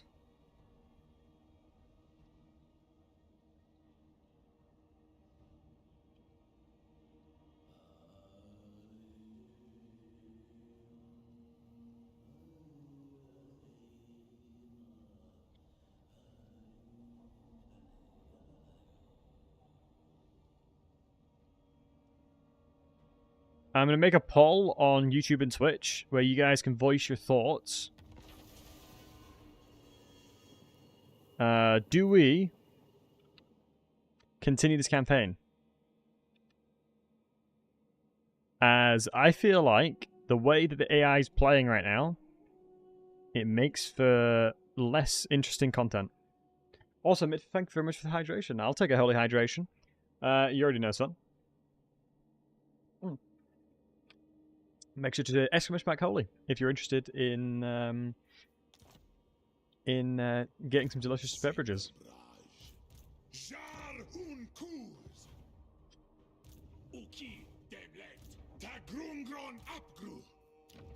I don't know if that beastman is in trouble or not.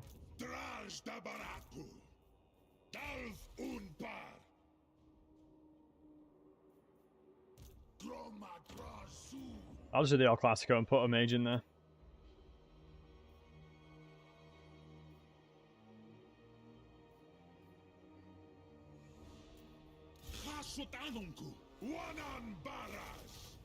Ooh, I can get hobgoblins there, I just don't need them.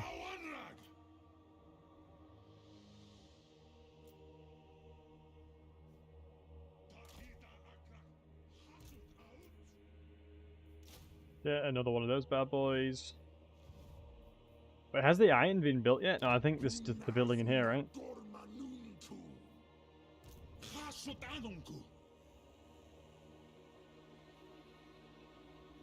Yeah, once that iron building comes through, we are going to be in a lot of trouble.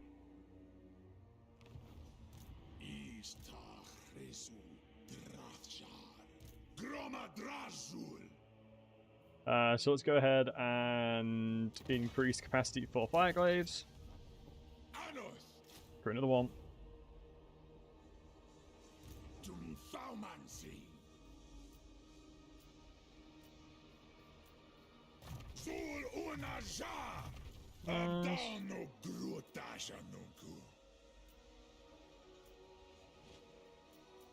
Why is Quick didn't attack us there, honestly?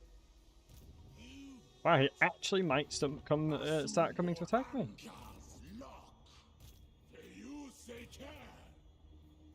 Normally, most of the time, no loss challenges are usually a really good way of skill expression, but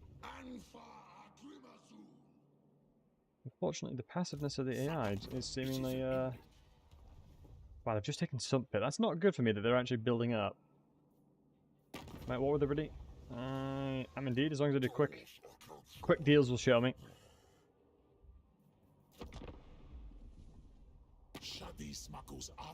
God damn it, stop trying to speak to me. I think there's a mod that automatically declines diplomacy, so maybe I need to use that.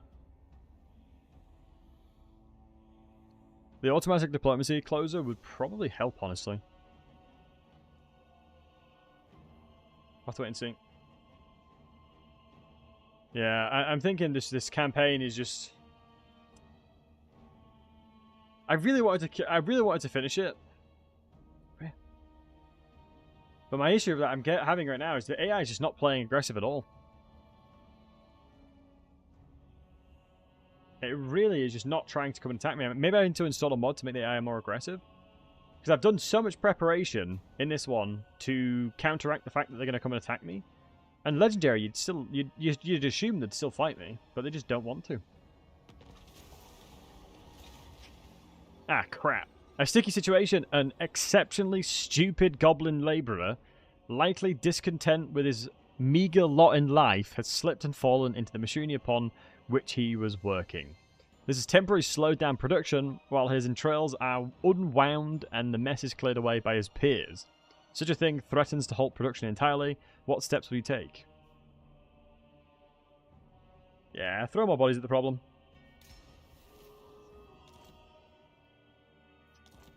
Always throw more bodies at the problem, because you got to remember that they're not people. You've always got to remember that. You don't need to worry when they ain't people. This will need to be a factory, I think. No, marble is outpost, isn't it? Yes, damn it. I don't think it matters, though.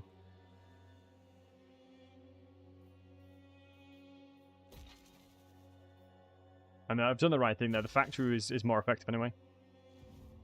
The factory, as far as more is better anyway. So we've got another factory there, which should be good.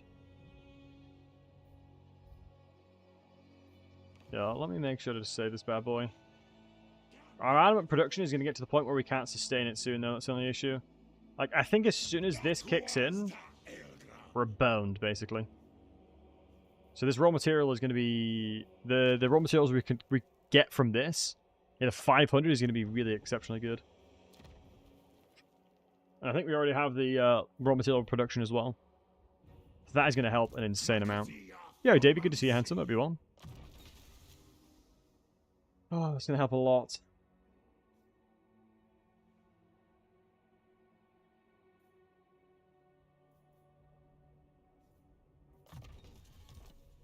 Oh, well, so yeah, I'm doing good, lad. Thank you for asking. Right, let's go ahead and save this one. Turn 78 and we're still alive, boys. Turn 78 and we're still alive. And we're actually getting to the position where we're pushing out quite a lot. We are generally in a situation where I can start taking a considerable amount of the map now. As I can afford good enough armies. That was the biggest... What is this? His army's coming to take all of my settlements. For God's sake, I need to come and deal with him. Okay, that's a real annoying thing that he's doing. He's just coming over and colonizing everything, while he's running away from the beastmen over in the Blessed Lands. Like, brother, stop taking all the settlements, lad. I mean, all the garrisons are in a good spot, so anything he attacks, I think he'll struggle to take.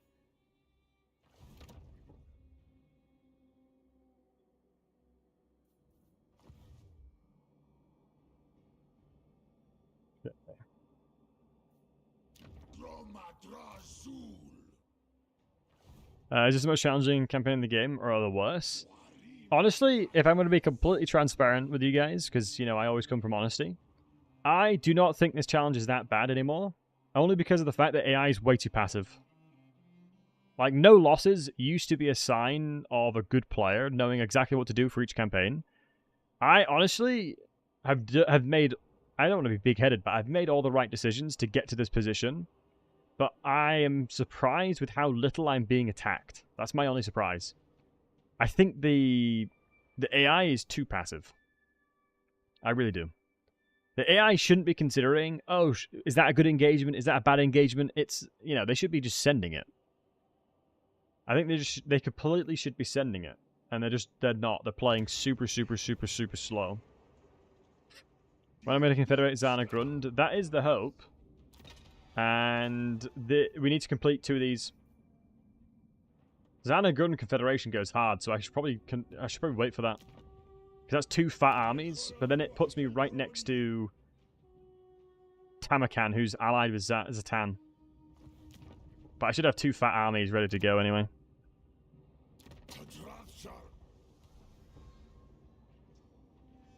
Will I make it legendary difficult? Yeah.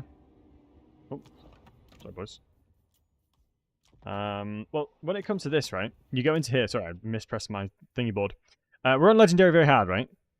We're playing a legendary very hard.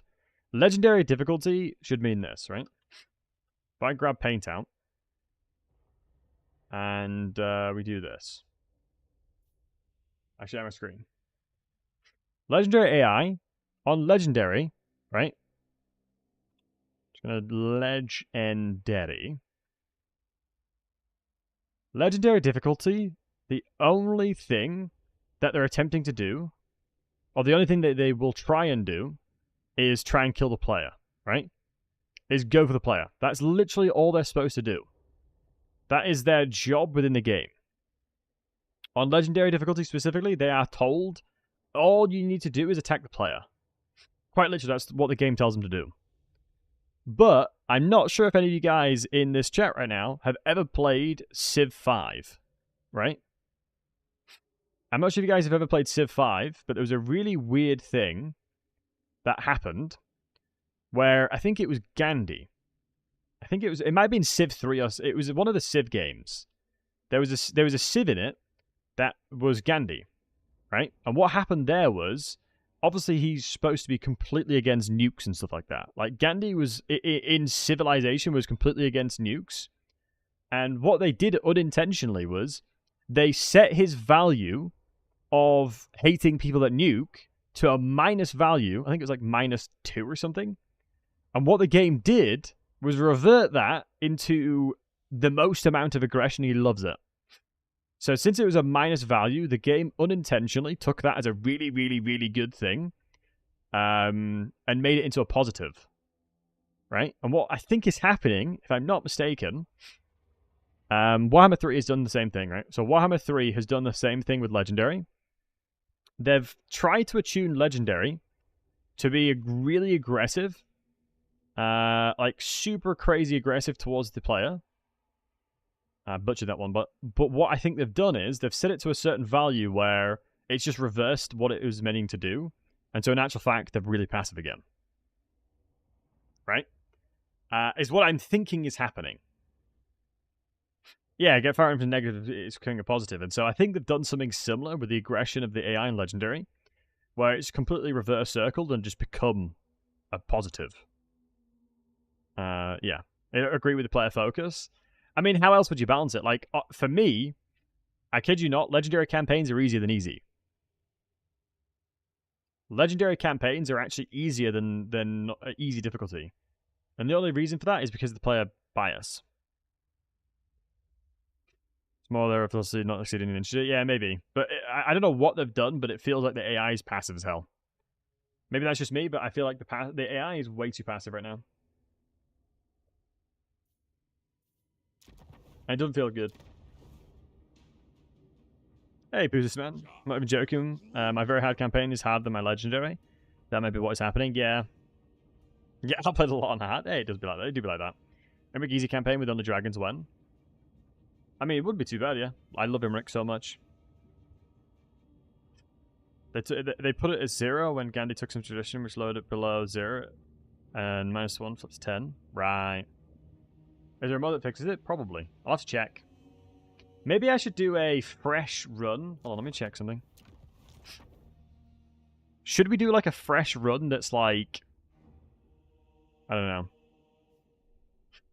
We could do an SFO campaign again. We could put SFO back on and play like Skaven or something.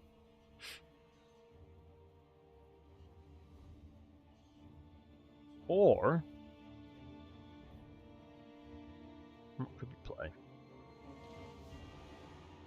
How many of you guys have played Civ 6?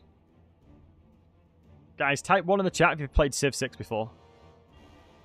Type Uno Wano in the chat if you've played Civ 6 before. Was that Legendary Drazhoath? Yeah, Pooties, it was. We are doing a no-loss, this is Total War, Drazhoath campaign. So I can't lose a battle and I have to declare war on everybody. Is what we're doing at the moment on that Drazhoath campaign. So nice campaign and declare war on all elves, turn 1. I mean, the funny thing is, I might still have the save. No, I deleted loads of them. Damn it, I deleted loads of the saves. I did a no loss, no money challenge with Nakari fairly recently. I basically played as Nakari, and I wasn't able to spend money, and I wasn't able to lose a battle, and I was still able to win. I finished the campaign with short victory, actually. Nakari is very, very strong. You just have to be really careful about ranged things, but Nakari fundamentally is good enough to kill everything. I'm not going to lie. Nakari is strong enough to kill everything within the High Elves, as long as you avoid the arrows, because he's fast enough to avoid them. If you haven't played 1, should we type 2? It doesn't, it's fine at the moment. Any tips for the Demons of Chaos campaign? Seems surprisingly hard. So, ironically enough, Carisius, I was doing a guide for Daniel. I was doing a Daniel guide, because you can see I've played a lot of Daniel. Where was the time where I played tons of him? Yeah, here's the time I played tons of him. As I was doing YouTube streams, and I was streaming on Twitch, to try and figure out the best ways of playing him. And if I load up this one now, just real quick to show you. The way that you build him is different, but it'll be easier to have something to show you in front of me. What was the hardest campaign that you ever played in Immortal Empires? My no-loss Wulfric run. My 0 defeat Wulfric run took me 100 hours to finish. That was 100% the hardest. In Warhammer 2, the AI was crazy aggressive, and the RNG of Norska is mental. The RNG that's required in Norska is just... I theory crafted how to best survive the early game. You used to be able to, if you got lucky enough, the Norskan that was on the island with Bellicor now, Albion? Is it Albion? I can't remember the name. It basically... Why did I call this guy Jeff Bezos? Classic. It basically... you used to be able to confederate the guy on Rakaf's island, basically. You could get a Metal Mage turn like 6 if you did it properly, and that was the fastest way you can get a mage. Catherine campaign, we decided to type Prague at 100 minus 100 version. Yeah, that was good times. Unpaid overtime, Diggy Deep, Janitor James. We got some good names in this campaign. Right, so as you can see, this was my Zinchian dedication campaign run. But generally speaking, when it comes to playing... Oh, the Banded Mentor. I didn't realize they'd done that. I don't believe he's always had that. So, to put it in perspective, Undivided is overall the best. So you always want to undivide them, because you gain access to everything. Plus the bonuses you gain access to are incredible.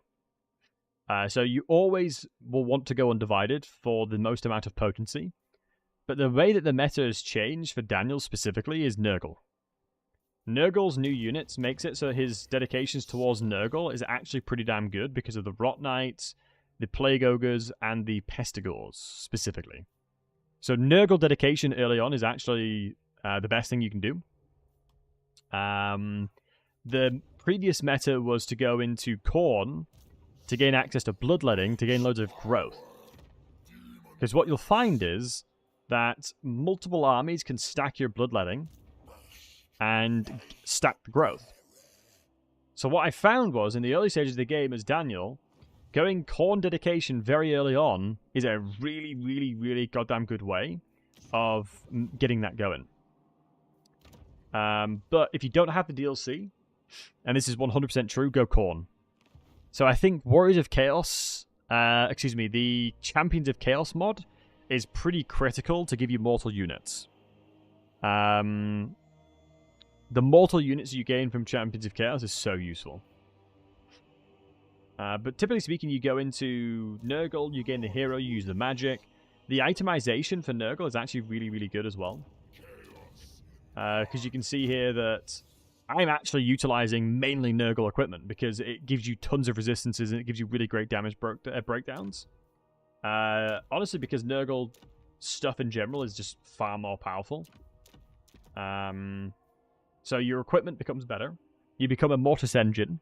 Your units with Plague Ogres, Pestigores, and everything like that early on is really good. Yeah, sorry, Dak. DLC. How'd you keep up the economy? Just raid everything? So the economy is a really interesting question, actually. The economy is specifically down to making sure that you go into this. So depending on the units that you're recruiting, Daniel's economy is way different in that you don't traditionally make money from your buildings. You make money from Daniel reducing the cost of his armies. So if you're using a Tzeentch army, if you're using a Khorne army, if you're using a Nurgle, Slaanesh army, whatever, you go into here, you rush one of these, and then after that, you rush this over here as well. So you rush the reduction of cost. That right there is 30% reduced money for Tzeentch units. And what that means is that effectively makes me probably about 1,000, you know? Roughly about 1,000 reduction on that alone, and that is where you make your money, is reducing the cost of your armies. It's such a strange thing that's literally the best thing to do, but it's true. You're building, like, let's see, for example, let's go and check out one of the buildings. So we've got, see where, if we've got money, yeah, money building here, 300. It's Lord's Army only. I know it's Lord's Army only, Dark. I'm saying that's how you make money early game. That's literally the way you make early game money, because you won't have another army. Like, you can't afford a secondary army for a long time anyway. But you can see here that you literally make 300 income from your money building.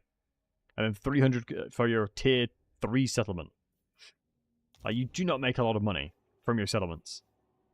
So you kind of have to make it by reducing the cost of your units. And that, my friend, is how you play the early game as Daniel.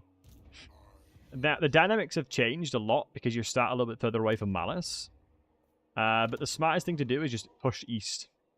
Go all the way east, control all the settlements over here, align yourself with Archon as soon as possible, take down Boris, and if you need to, you can trade the Burning Monolith to him with a military building in it for a defensive alliance.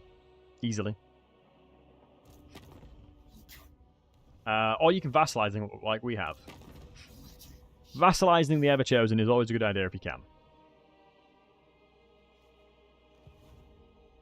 Tamarkan has also reduced upkeep for his Legend Rewards. Yeah, Tamarkan's a goat, man. He's very powerful. He is very, very powerful. I won't lie to you. Right, what I'm going to do, boys, I am going to play a little bit of Civ. Bit of variety, eh? Why not? A bit of variety. We're going to play Civ 6. And if you guys can backseat and teach me how to play Civ 6, I'd appreciate it. But much love to all the guys on the YouTubes. Appreciate you guys hanging out.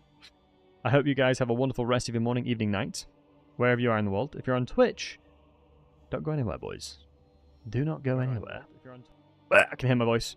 So yeah, we're going to play Civ 6, so I'm going to put this into the chat onto YouTube.